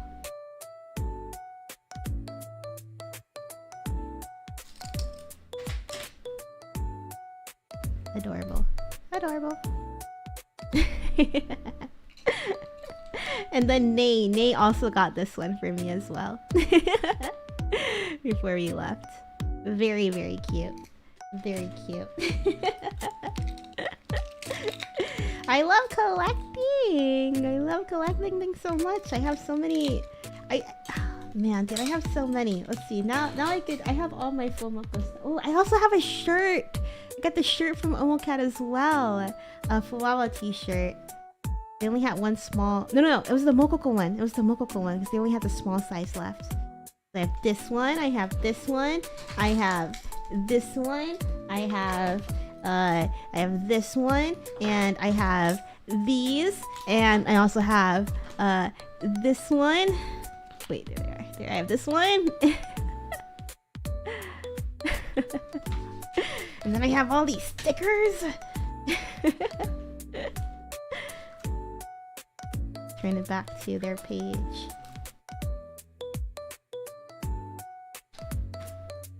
Hell yeah. Hell yeah. Feels so good. It feels so good. I want to make nice little shrines and stuff too, but I don't have the shelf space for that kind of dedication. I need to get a better shelf.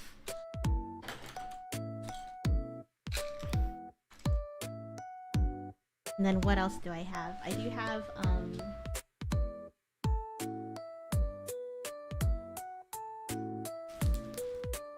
I have shown these before, but I thought I might, yeah, I'd bring them out.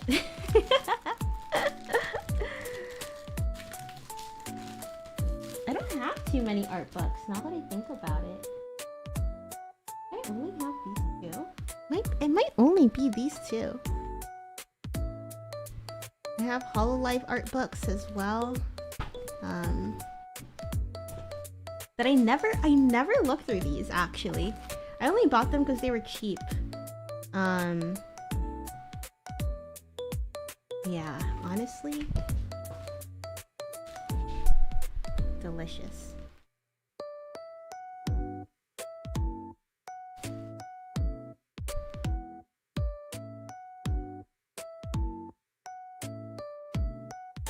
Woof.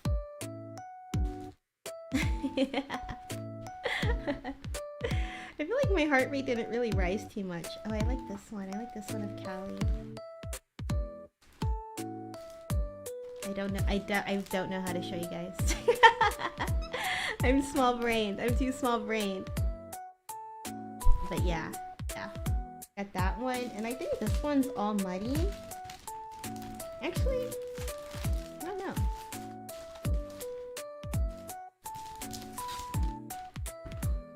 It was 880 yen. Oh yeah, this one's all muddy. I feel like I might have another one somewhere. I don't know where. This one's quite good because you do get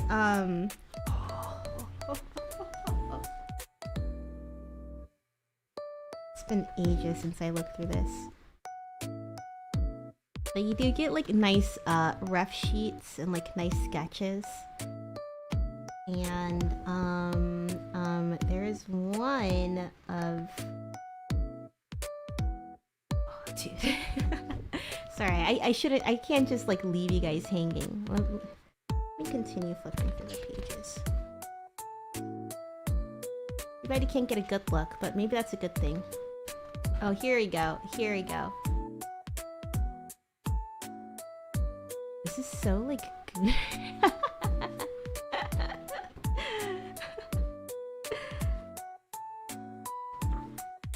This one's really great too.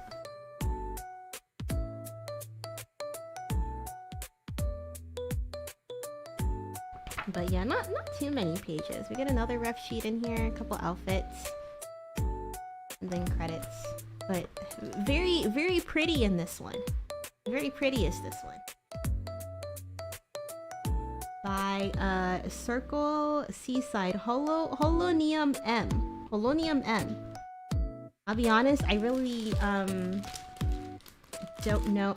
I don't know. I feel like I'm such a poser because I not really like a streams person. I don't really like watch streams. I watch clips from time to time, but I think for me it's more of just like character design and like branding and like marketing and like events and stuff. That's definitely like industry, like marketing, branding side of Hololive is something that I geek over. More so than the content itself. Kinda is not gonna lie, you've got good taste. Thank you. I feel like I have a particularly strong eye when it comes to picking out like aesthetic things. My brother is going to Japan at the end of this month, and honestly, wait, let me check his Instagram. Is he leaving anytime soon? My brother is, I guess I could say he's an artist, I think that would be, I don't want to like say anything too much, but he's being flown out for work to go to Japan. Let's see. I think he's still in the States, but he was asking me like, hey Boomi, do you want anything while I go to Japan? I was like, like, yes, there are things that I do want, but I don't want him to go shopping for it. So I was like, oh, if you see like jagariko, which is just kind of like a potato chip, like a stick, I was like, if you see any jagariko, you could bring that back. I can't tell him I wanted like art books and stuff, but he was so nice. Like when we were just shopping in Japan and stuff, I mean, I guess lately he's seen more anime than me now that it's mainstream, but like growing up, he definitely like was not really into it. But he would go to like conventions and stuff. Him and my dad would accompany me to conventions when I was really young. And this last trip when we were in Japan, we went into this store. What was it even called? I don't remember what it was called, but it felt like a Spencer's, but like for... yeah, like a Japanese Spencer's. Not in that they would have like all of these like erotic gag gifts, but in the sense that they just had a little bit of everything in there. They did have some... wait, let me show you. They did have some erotic gag gifts, actually. I can show it on... because I can show it on stream, I think. I have to go to my albums, my camera. And then let me go back. Oh no, maybe it was on Snapchat. Did I save it from Snapchat? Okay, here we go.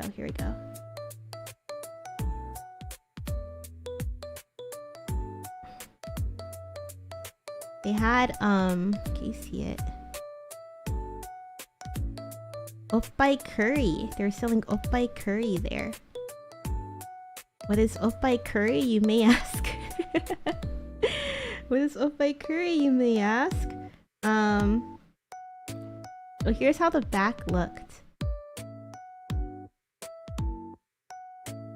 I guess this is kind of like Spencer's coded, huh? You've heard of it? Here, I think I just played a video.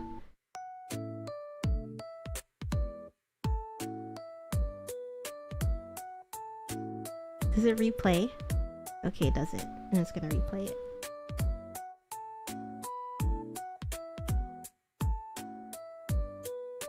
And you make titties out of out of the oppai.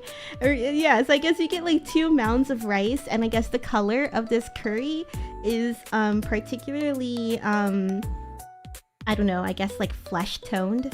and then I guess you get like 2 little things that you can put on top of the curry to be nips. And yeah. They had that at the store. Just like a lot of like random things, but it was very nice that he would accompany me to that store. I probably spent like a solid hour in there or so while we were at the mall. I know he wanted to go clothes shopping, but he was nice enough to stay with me there. Okay, this... Oh, will I get in trouble for showing this on stream? It's a t-shirt that I saw at one of the Japanese stores over there. I'm gonna oh gosh, I'm gonna show you guys, okay? It's more boobies, all right? But this was like such a wild... Papa, hello! You came in during such an opportune time. I mean, okay, it's such a wild shirt. I have to show you guys. I have to show you guys this. Can you see it? Let me play it again.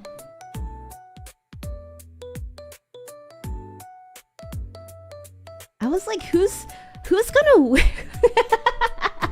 who's gonna wear this? Who's gonna wear this shirt? It's 1, 2, 3, 4, 5, 15 women with all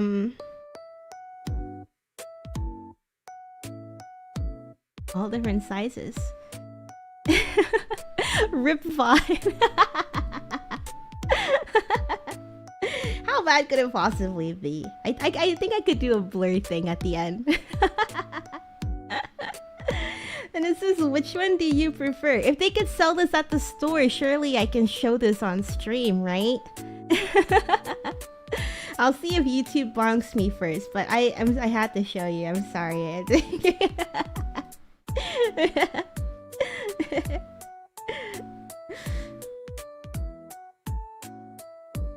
Yeah.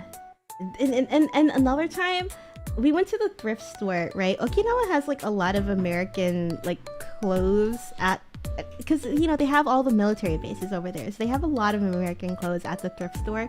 They were selling a South Park, like literally like a pajama shirt, probably from the 90s or like early 2000s, but still, South Park pajama shirt, selling that for like $65, bro. And just like random, like, I don't know, it's like American like shirts that you would throw away.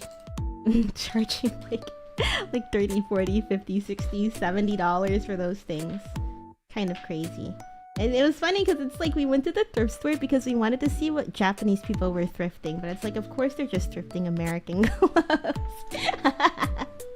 It was like basically going to Goodwill. But it was what was it, 2nd Street Vintage, I think, which is like a pretty big like thrift store chain, something like that. Anyways, I don't know, we put all our stickers together. I really don't know if I have much else to simp about to chat about. I mean, of course. Oh, I just realized 1, 2, 3, 4. Every time I look at the clock, it's usually like 12:34, and I'll be like, oh wow, look at the time. So when I looked at this right before stream, I was like, what number is he? 1, 2, 3, 4. My angel number. Wow. By the way, Boomi, nice nails. It's literally naked. But thank you. I've been thinking about like I should cut them. My nails have been in awful shape. You probably can't tell too well, but like you know, like the skin around here, like the hard skin around here, when I've noticed that like when I get nervous or something, I kind of like I kind of like fiddle with it, you know, and like kind of like push it in or something. They seem well kept. Do they?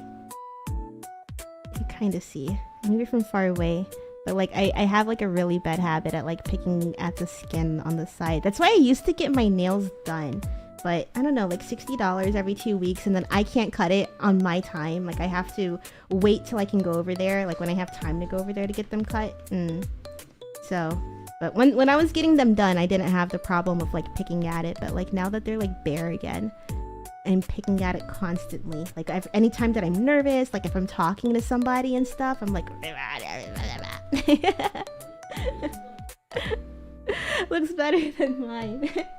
I have been told by my mom at least that I have like pretty good hands.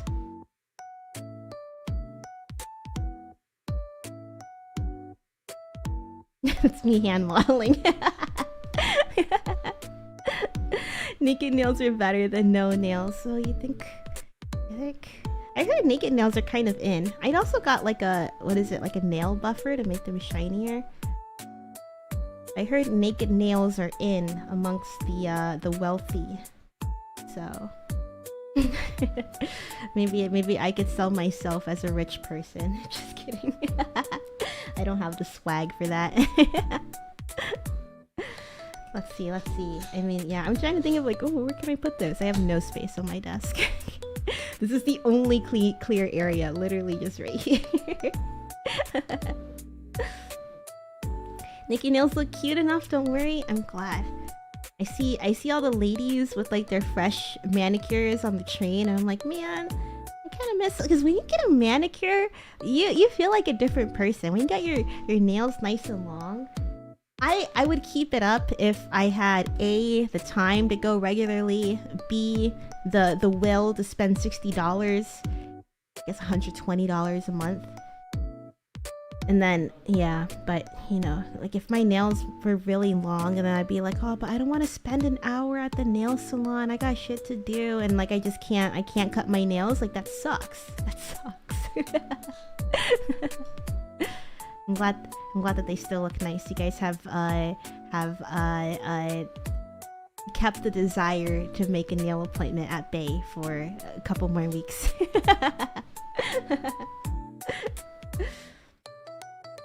Let's see. I mean, I don't know. Do I really have anything else to chat about? Chatting about life, maybe? I mean, it's been pretty solid. You know, just enjoying. I enjoyed Peacemaker. It's over now, and literally, what will we? Let's see. If I'm gonna open up my TikTok.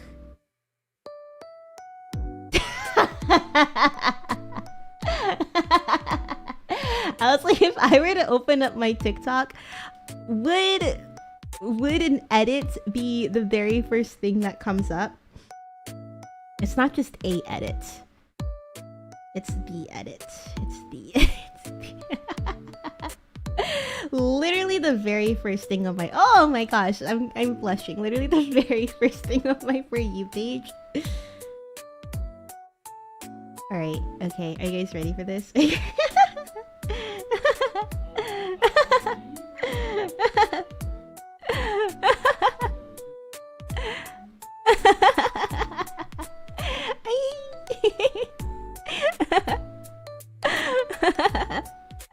What's the worst TikTok can show? It's literally this shot is in literally every single edit. But the thing is, this sure, I was like, oh wow, Adrian chased my beloved. Sure, that's not the scene that got me though.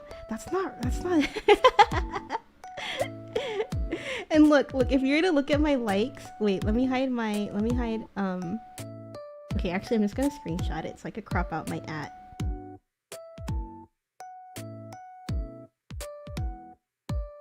I'll crop out the things you guys can't see.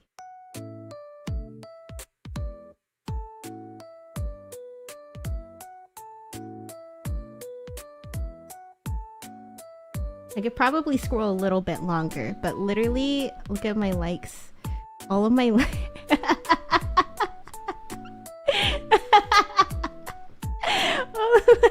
Likes. It's just been vigilante edits. The side of TikTok that I'm on is all like vigilante edits. This is like I was thinking about buying this, so I got some of this shelf being advertised to me, but literally everything else. And then a little bit of I've came across this really crazy crack ship. How long do I have to scroll to get out of vigilante talk? Jesus Louises.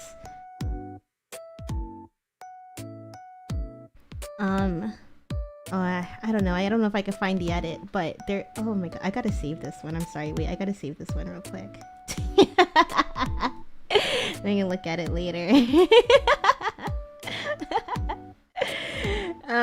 The side of TikTok that I've stumbled across. You guys remember the Jack Frost and Elsa like crack ship that was going on, and people would like edit like you know, make videos of them like interacting and stuff? I came across one and I'm like, oh my god. Oh, I'm going feral over it. Regina George from Mean Girls and Roger Kefley from Diary of a Wimpy Kid. I never thought that I could get behind a crack ship, but I love the trope where you have like a mean girl, like queen bee, who's in her mind lowering her standards because she wants to be with a guy that she like hates. You know, she's like, she hates the fact that she's in love with this guy. Oh. I think this trend only started like 2 days ago, but I'm so into it. I gotta read fanfic about it later. Wait, let me show you. I started a folder on Twitter as well, because I've started like kind of getting into Peacemaker side of Twitter. For the longest time, I only had one thing in that folder. Oh my god, if you guys could see my likes, good thing that they good thing that they've hidden likes, because ooh. Now there's more edits in here. More edits.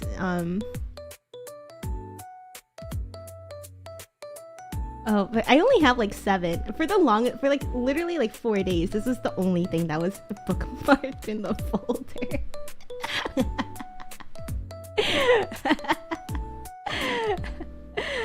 I was like, okay, yeah, sure, this one, but oh, woof. I feel like you know like the cartoons where they're like stomping their foot, awooga awooga hamana hamana hamana.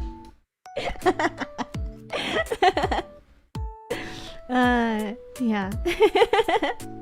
I saw your comment on that post. Wait, yeah, that one was like the screenshot, and then I follow of course I had to follow the hourly vigilante. Dude, literally. Oh my, and the funny thing is, the actor, like Freddie Stroma regular, when I heard he was British, I was like, oh, Freddie Stroma regular, sure, good looking guy, awesome bod. Nah, he's kind of too handsome. I don't know, there's just something about like Adrian specifically.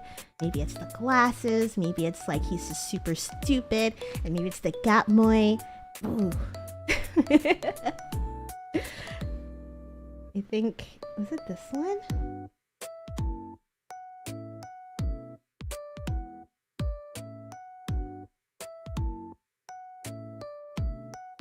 I have no idea. Oh, it was this one. It was this one. Why am I showing you guys? It was this one, and I said, that's me. I said, God bless. Oh, you can't see it, but I'm saluting right now. Saluting a British man.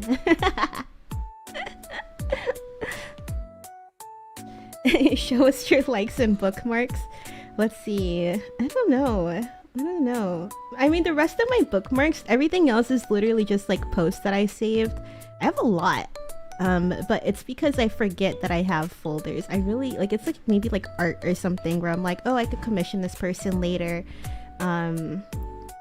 Yeah, just like different inspirations, or maybe even like I got one for tips, I got some for assets, people that I could commission on Ko-fi, people that I could commission on Skeb, on VGen. I got like desk inspo and stuff, but most of them only have like one or two things in there. My likes, on the other hand, oh god.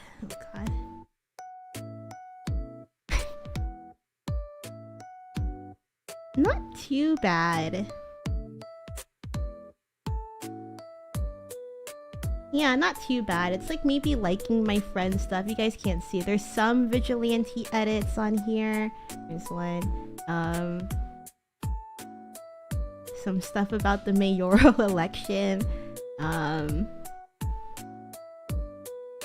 Yeah. Yeah. I think it's a little bit more varied on here. Oh gosh. Yeah, hourly vigilante, hourly vigilante, hourly vigilante.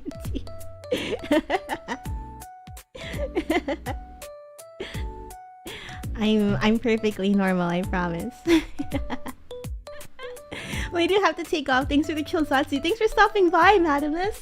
Thank you so much for stopping by. I think I'm running out. I'm getting sweaty. I'm getting sweaty because I'm so flustered right now. My heart rate, it didn't really go up that much. Like, it seems like it went up like maybe 3 BPM.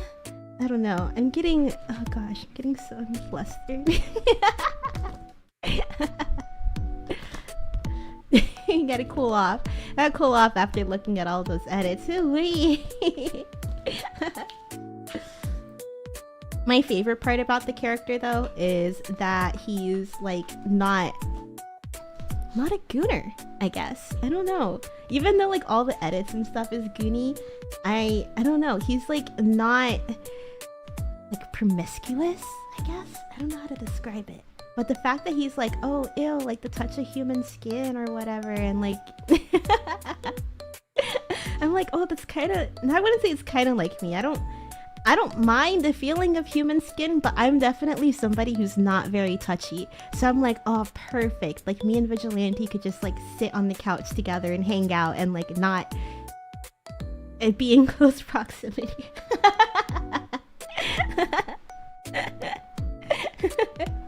Such a strange thing. But that's definitely one of the parts of the character that I like a lot. Let me say, yeah, I did.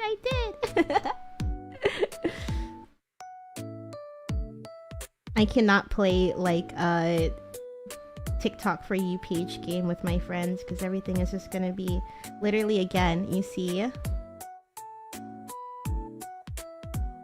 course I gotta, it's him and Jimmy Olsen. I did like the trope of oh, this is a crack ship. I'm gonna unlike that. But I did like the trope in Superman that like Jimmy is like a ladies' man, you know? How he just gets like all of these hot women and he's like, you know, just a guy. That's for sure a fave of mine. Probably similar reasons why I really like the Roderick and Regina edits. Where you have like, I don't know, a girl that should be out of the guy's league, but the guy just has too much aura. I don't know how to describe it, but I'm a sucker for that. Big time.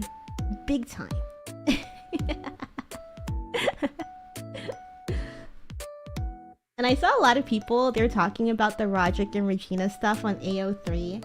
I haven't read any of that fanfiction yet, but I was like, oh, you know, as a fangirl, like maybe I should read some of the Vigilante AO3 stuff.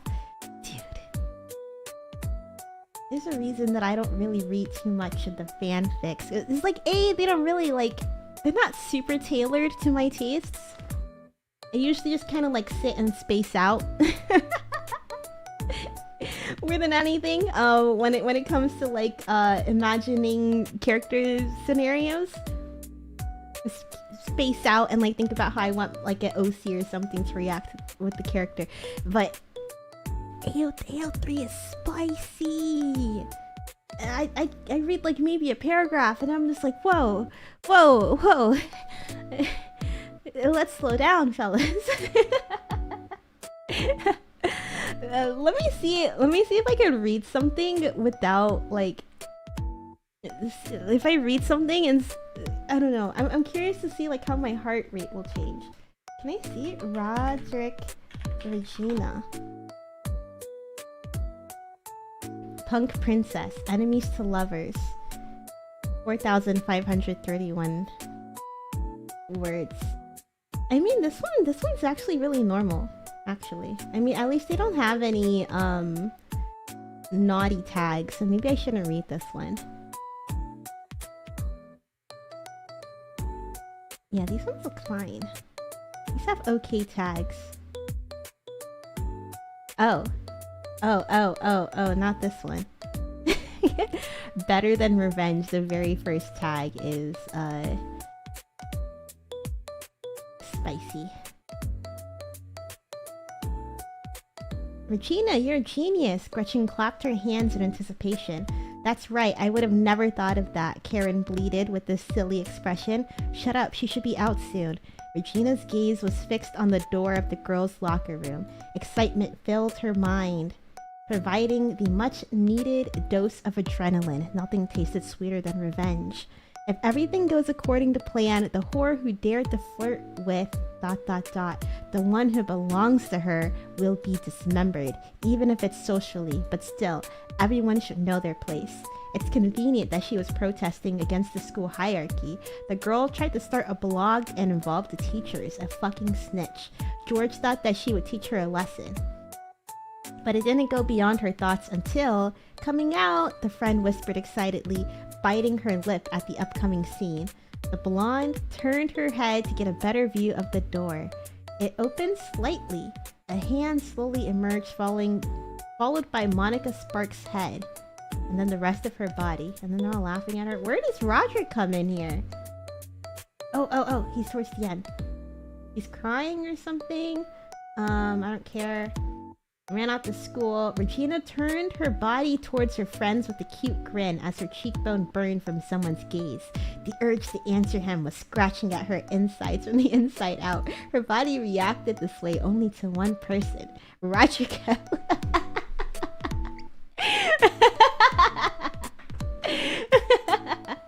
Roderick Heffley. It's just...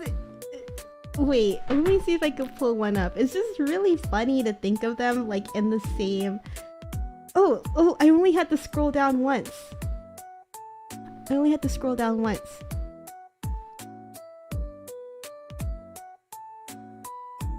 come on. It's so good. Am I stupid? Am I stupid or is this good?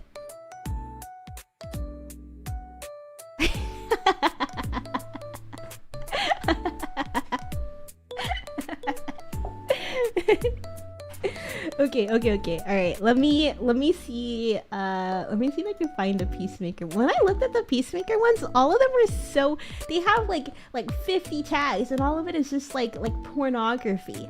I'm like, bro, what?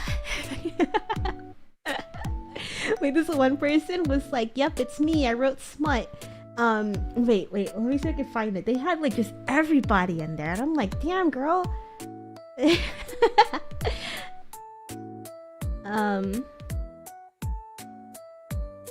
Oh, well, this one is called this one's called Peace Court. Chris and Amelia having lots of sex and experimenting in the process because they deserve it. Well, good for them.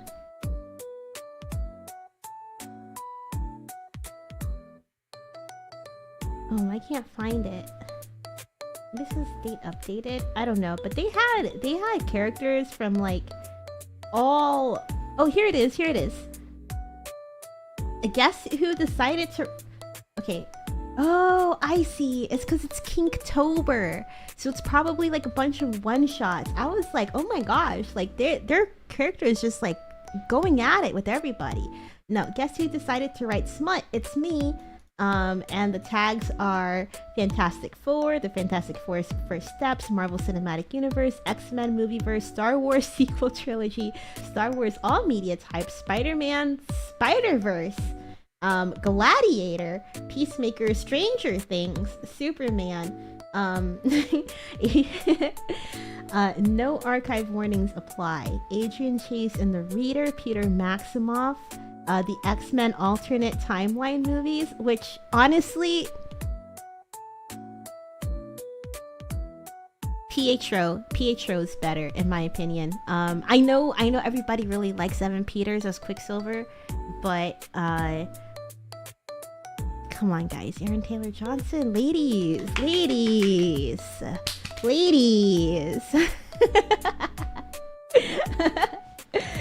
Maximoff, X-Men alternate timeline movies / reader, Miguel O'Hara and reader, Poe Dameron and reader, Eddie Munson and reader. Okay. These tags make me feel a little bit better about the whole. I was concerned when I saw Spider-Verse and Stranger Things, but this is better. Okay, Johnny Storm and reader, Clark Kent and reader, Steve Harrington and reader, Publius Septimus Greta and reader. Who is that? Adrian Chase, Peter Maximoff, Miguel O'Hara, Poe Dameron, Eddie Munson, Johnny Storm, Clark Kent, Steve Harrington, Publius Septimus Geta, Kinktober, Smut, Fluff and Smuff. Oh, oh, yeah, I gotta get out the censor bar for this one. Okay, we have fingering, and toys, and pollen, and a car, and blue. And semi-public is semi-public public mutual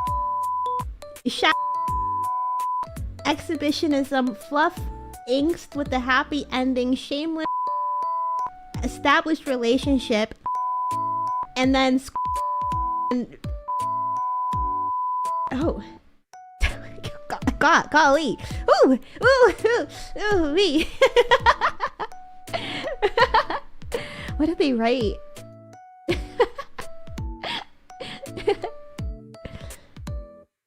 I'm just gonna jump in. The first one's about Johnny Storm. Sorry, I don't mean to read these, but I can't help it. I'm too curious. Okay, wait till you see. Wait, okay, summary. Johnny's done something different with his appearance and you hate it. This leads to a stupid no sex bet and nothing but chaos ensues. Okay, alright, here we go. Oh gosh. I want to see if my heart rate is gonna go up. Is it still being tracked? I'm solidly at 84. I wonder if the app closed on accident. Oh no. Oh, okay, it's reset. Okay, alright. Okay. Before it was not on. Now it is on. Let's see. Let's test out this as the last thing that we do tonight. Let's test this out as the very last thing that we do tonight, okay? I will read excerpts from this is by, well, it's just called Spider Starry's Kinktober. So I'm assuming, oh yeah, the writer is Spider Starry on AO3. Okay, here we go. I'm just gonna read until I get too flustered for I'll read about Johnny Storm and then maybe I'll skip ahead to a character that I actually wanna read about. Wait till you see Johnny. He's gone too far this time. He's definitely different. I've got a surprise for you, sugar. You weren't certain what it all meant. All you knew was that Johnny, your boyfriend of 18 months, had done something outrageous with his appearance. You figured that it was something simple, such as him getting a haircut. After all, you knew that he wasn't a fan of having long hair. Whenever his hair would get long, he'd complain about how the wind always messed with it. So getting it possibly buzzed wasn't too difficult to comprehend. Wait, let me move this over to this side. Okay,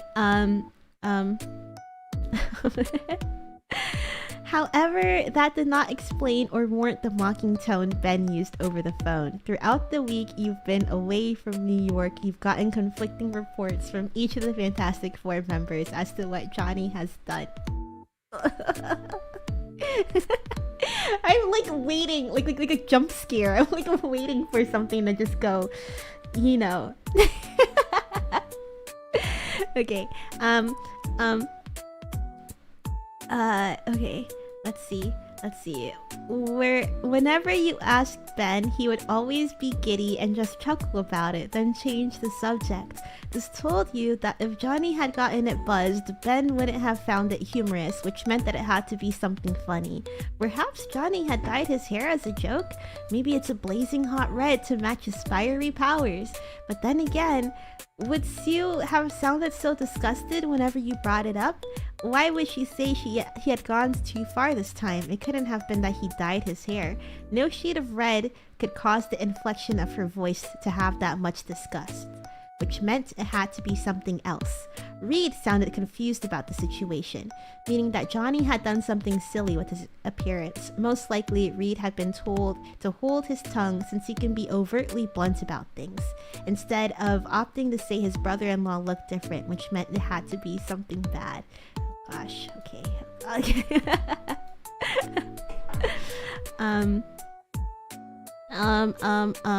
Yeah, Johnny sounded excited every time he mentioned to you that he changed his appearance during your nightly chats. Each time he'd bring it up, you'd try and guess what he had done. However, Johnny would refuse to play along with you, stating that he didn't want to ruin the surprise. He had also informed you that he made everyone else promise not to tell you. It deeply annoyed you, but you decided that whatever he had done must have truly made him happy, so you figured you'd be patient and wait. Besides, what's the worst thing he could do? Get a face tattoo?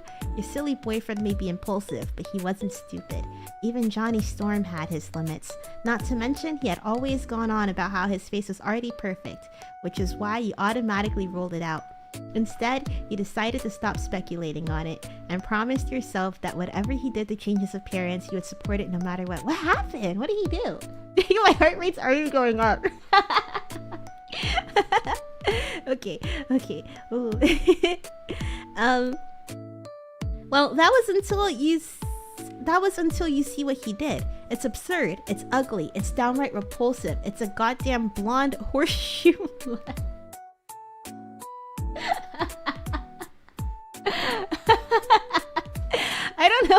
I don't know what I was expecting, but it wasn't that. It was a goddamn horseshoe mustache, and it's burning your fucking eyes. Before you were graced to see what Johnny had done, Herbie had tracked you down in the airplane's terminal. Being that he wasn't human, security had let the little robot go through the airport with ease so that he could lead you to Johnny. However, since the public adored the cute little robot, people had stopped and asked to take pictures of him, meaning it took longer than expected to get to Johnny. Thankfully, Herbie was eventually able to lead you to where Johnny was. Among a crowd of people, he stood there with a sign covering his face. You knew it was him since he was wearing his Fantastic Four uniform. He smiled as he looked at the sign. It was cheesy, but your boyfriend had made you a welcome home sign. Once you said his name, he lowered the sign from blocking his face, and that's when you saw it, the hideous mustache he'd grown during your time apart. He smiled sweetly and said, "Surprise! I grew a mustache!" He leaned in to give you a hug, and you reciprocated. However, when he attempted to kiss you, you had moved your face out of the way. Johnny raised an eyebrow in concern, which is when he gently patted him on the back and said, "Yay, let's shave it off." It was Johnny's turn to pull away. He removed his arms from you and dropped his sign dramatically. He then took a few steps back and, frowning when he... Wait. I'm getting ahead of myself. He then took a few steps back away from you, and frowning, he asked, "Shave it off? Okay, hold up now. You're kidding, right? Johnny, you can't seriously say you like the stupid thing." Et tu, Brute? What does that mean? I've heard that phrasing before. I don't know what it means. Et tu, Brute? I made a bet with Ben that you'd like it. Please, for the love of Christ, tell me you're joking. I'm not joking. It's hideous, Johnny. Your boyfriend... Your boyfriend loudly grunted. He rolled his eyes as he went to pick up your luggage. I mean, so far this isn't bad. It's not bad. Okay, and we skip forward a little bit. They're in the car, and they're like, "Why do you want to keep it?" "Oh, fine. I'm not sleeping with you until you shave it off." Johnny quickly glanced over toward you, and then back to the road. He was checking to see if you were serious from the brief time he looked at you.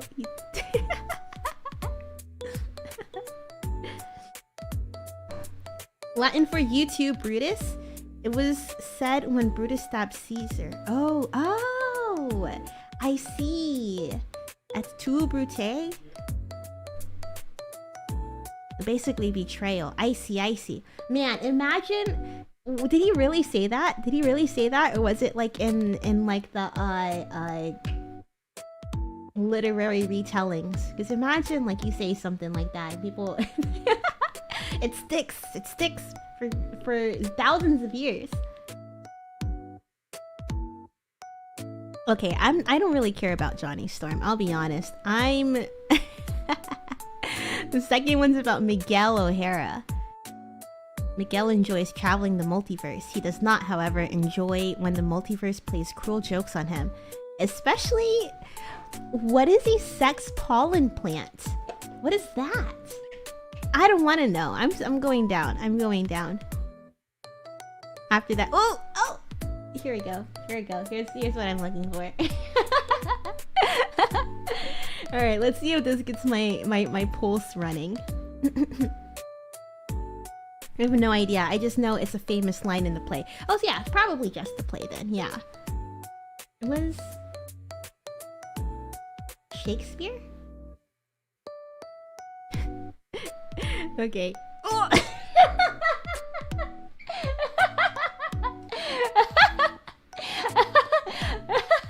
Literally the first line. I can't read this. I can't read this. Oh, I can't read this. I can't read this.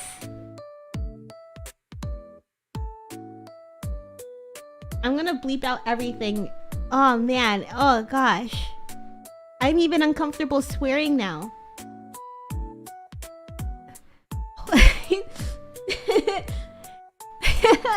Okay, holy you're fantastic.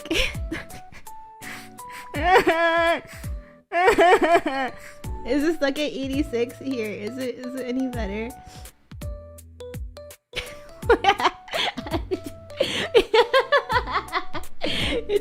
You see how much it jumped up when I recalibrated. Oh my god. Oh my god. Okay. Holy your is fantastic. The masked man yapped loudly. He grunted and jutted his hips in a testing manner to see what would happen, leaving you to mule. You couldn't see his face, but you knew that he... It's too much. Oh gosh, I hate it. I hate it. I hate it. Oh my gosh, I'm gonna keep torturing myself though. Okay, alright. Oh gosh. Oh man. You couldn't see his face, but you knew that he... Oh gosh. Oh gosh. I can't even read it. I can't even read it. You couldn't see his face, but you knew that he had made him smile since he began to... Ooh. God... Oh! God, you were... I feel like me bleeping it is worse, but I can't utter these words out loud, man. Oh my gosh. Oh man, the more that I read... the more that I read. Okay, God, you were full. You were completely and utterly full of... And you couldn't be happier. You also couldn't quite believe that he... Oh, the masked man was... Oh, yet somehow he managed to go... Oh!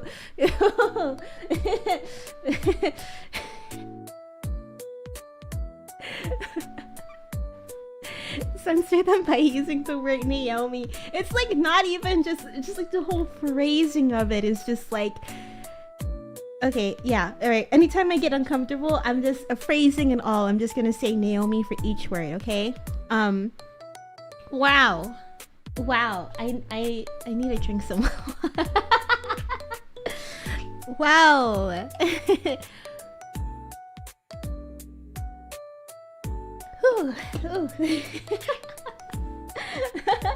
Good to know that the heart rate monitor thing is working. Okay. Oh gosh. Oh wow. Oh jeez. Okay. The masked man was Neiomi, yet somehow he managed to coerce himself into your Neiomi with little to no resistance, mainly because you're already Neiomi.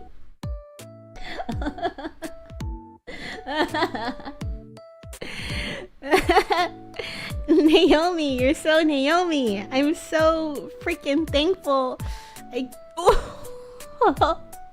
I'm so I'm so freaking thankful I came in here while you were Naomiing. He said as he continued to Naomi you. You scoffed in between your Naomi's and dug your fingernails into his bare shoulders as a mean of protest. You then said, "You didn't come in. You literally propelled your body through my window." There's broken glass everywhere, dipshit. It's at that moment that he found that spot Naomi inside of Naomi, making you Naomi louder than before. The masked man was practically giddy as he shut you up. I can't read any more of this. I can't read any more of this. I can't. Holy shit. Holy shit.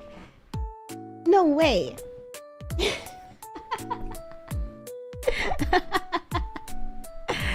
Oh gosh. But I can't stop because I know.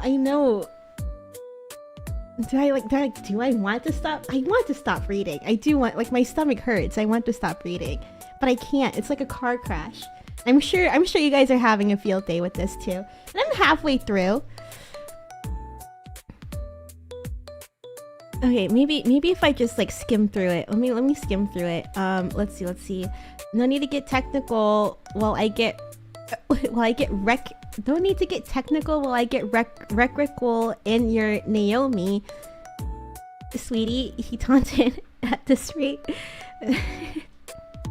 it wouldn't be long until you were seeing stars.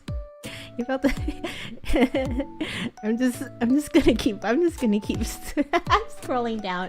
I'm scrolling down. When the masked man chuckled loudly and he then lifted. Okay, nope.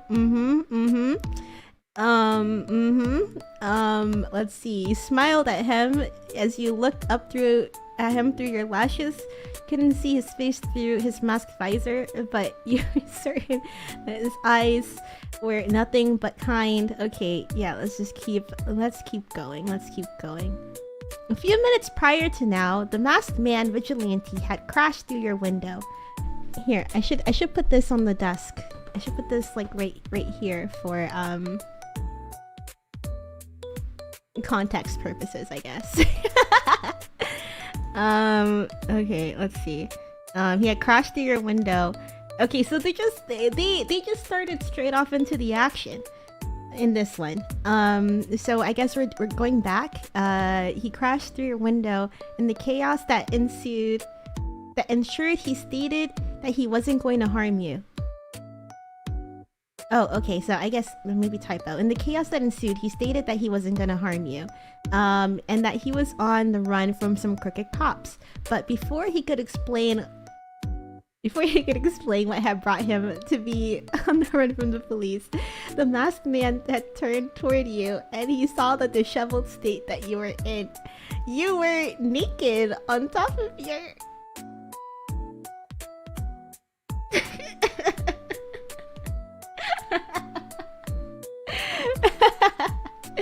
Oh man, I'm so flustered right now.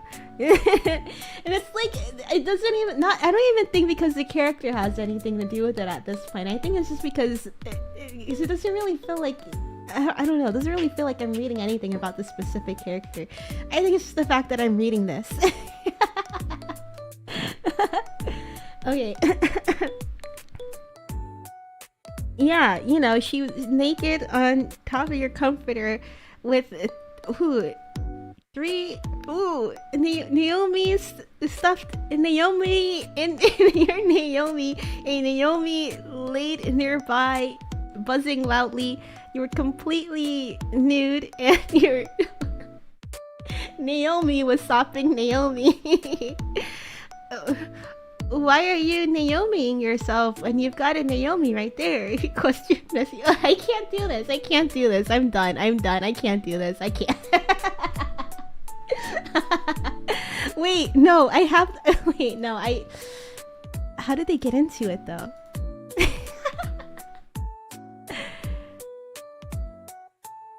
I can't read any more of this. No, I absolutely cannot.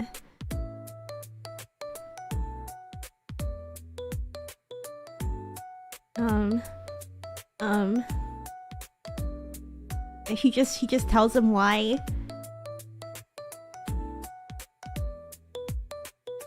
And the masked man let out a boyish chuckle and continued to look in your direction. You raised an eyebrow as you realized that he was checking you out. You then you then notice something his pants something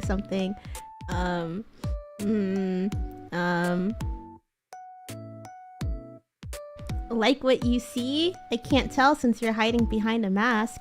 It's for my protection and for those who matter to me. That's why I wear the mask. But is it okay if I look at you, or are you gonna throw me out for being a perp? You're free to look, but I think it would be better if you joined. Oh, I'm gonna throw up. I can't. I'm done. My questions have been answered. Closing out of these tabs.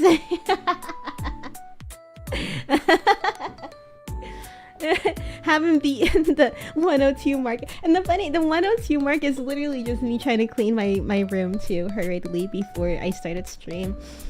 Oh my gosh. What a... Oh wow. I'm the fan myself. That's a lot of... People write that stuff? People sit down and write that stuff? I mean, it's like props to them, but it's like I don't think that I'd be able to get over like the embarrassment, I guess. I wish that I could. It seems fun to indulge yourself into those kinds of fantasies. Dedicating yourself to characters that you like in such a way. I cannot relate. My stomach hurts. That was light compared to what people tend to write. Like sometimes like morbid curiosity, I would go and like read AO3, like, you know, but like, the experience usually goes just like how we did just now, you know? I'm reading it, I'm getting flustered, I'm skipping through because I'm really like and where's my heartbeat racing again? And you know, like I some questions come into mind, like how did they get in this position? And once that question is answered, usually I would stop because I feel very, I don't know if uncomfortable is even the word. Maybe. I feel like I'm like intruding on something. It was a light compared to what people tend to write. I read like, if you like this, I have it in like one of my favorites playlist. We did a stream where I read like crack ship fan fictions. One of them was oh wait, I'm like getting my Greg Funko Pop out, but I literally have Tom and Greg on here. Tom and Greg, they're dating and they experienced 9/11. So that was one of the crack fanfics that we read on AO3 a while back. That one is it's in, it was like an Attack on Titan like Dr. Phil intervention one too. That one was really fun. Definitely did not get as flustered as this one because I had made sure this one I was just following my own morbid curiosity, which maybe we'll see how hard YouTube bonks us for this. Typically I'm okay with like flying under the radar. I think we've like had similarly like dangerous streams, but we've managed to like, you know, avoid anything. But knock on wood. Oh my gosh, dude, what the fuck did I just read? Not that it was like bad, but it was like, I don't know.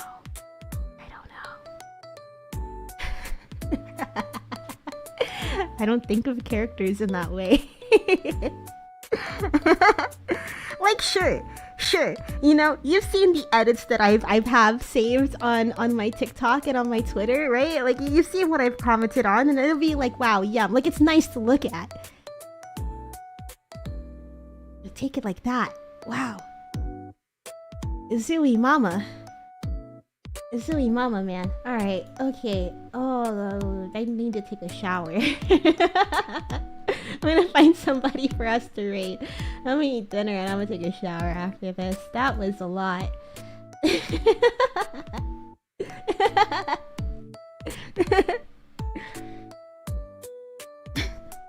If you guys have read worse, what do you guys read? What do you guys read? Gotta cool off. Yeah, dude, I'm sweating. I'm sweating right now. Part of me is like, man, I should have like kind of soldiered through and read more, but maybe that could be a stream. Let's see. Oh wow, we could send the raid over too. Dude, my stomach hurts. Can't even think. I can't even think.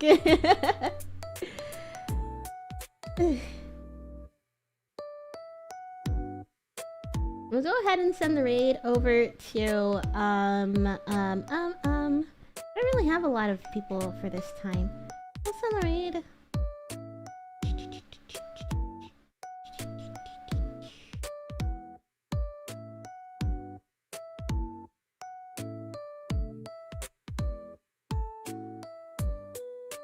And I don't even know. No, I don't know.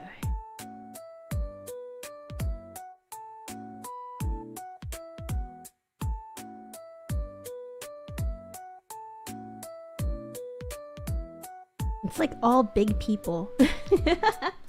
And I don't feel quite comfortable doing that.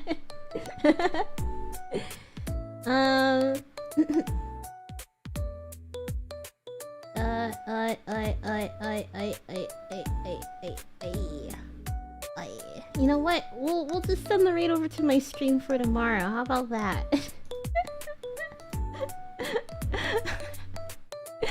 I'm having like I'm thinking like, oh, what if they're like, oh, Boomi, how was your stream? You know what? I'd rather not deal with that. Thanks for the stream. Should I raid somebody? I literally don't know anybody, and they're all like, they're huge. It's all just like people that I'm like, you know. Yeah, you know, we'll just send the raid over to you. We can be quiet. But once I get the notification.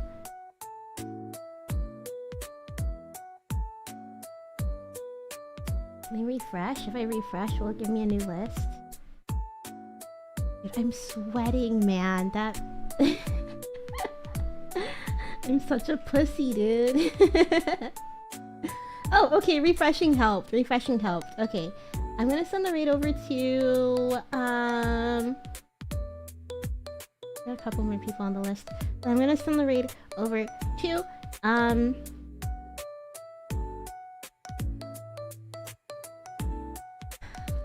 My brain is wiped. Okay, alright, let's just go ahead and send the raid over to the first person that's on the list, who is Usatsu Yui. He's playing Little Nightmares 3. Two wives take over the world. Or take on the world. Send the raid over to them. Yeah. If they, yeah, I'll tell them we did stickers. We kind of went off the rail, huh? At the end. At the end of this, it was my own morbid curiosity. I saw people talking about the Rajic Regina fanfictions on AO3. I was like, ooh, I'm eating up this pairing. I would like to see more of this. And then, oh gosh, dude, I might read more. I think I'm gonna read more after, just to see like what people are like talking about. I've never ventured on this side before. It makes me intensely uncomfortable, but like in a good way. I don't know.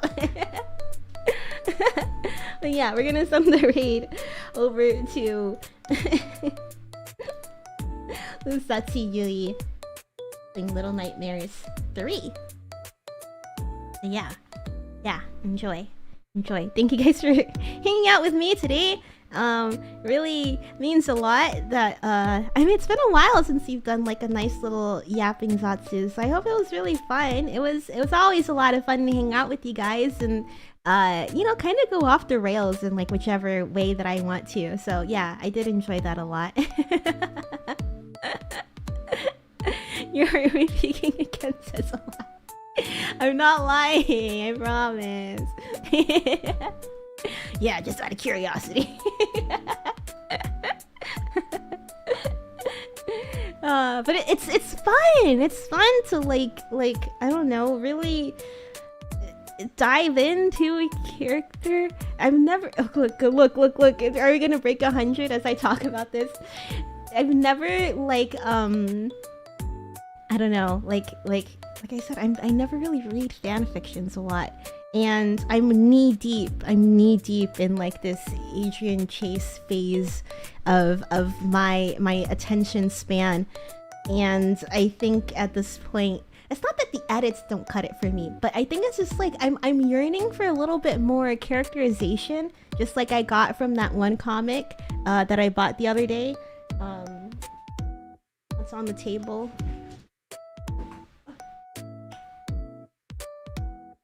Just like I got in this one. I'm yearning for a little bit more characterization, so I guess I will see how other people interpret him. It's not an excuse. Okay, alright. Thank you guys so much for hanging out with me today. If you've been sitting down for as long as I have, make sure you give your body a nice big stretch. Don't forget to stay hydrated. I'm gonna be finishing this water bottle after this.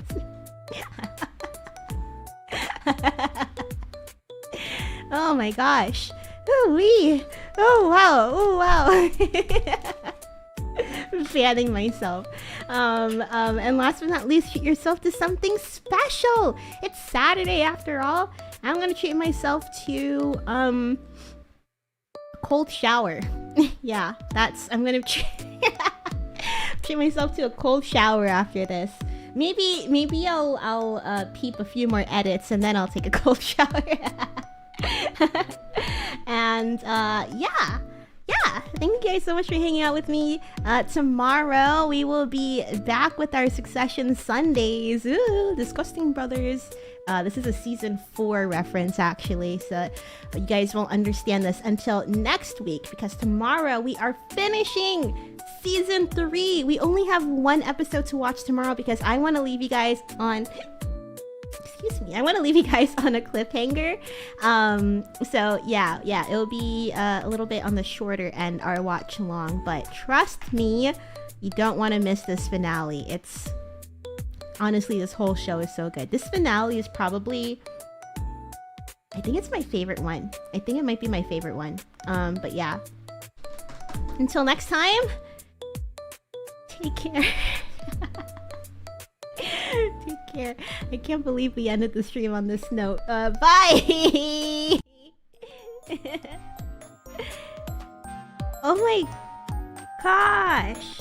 Let me turn down the BGM. Oh gosh, man, what did the stream devolve into? Man.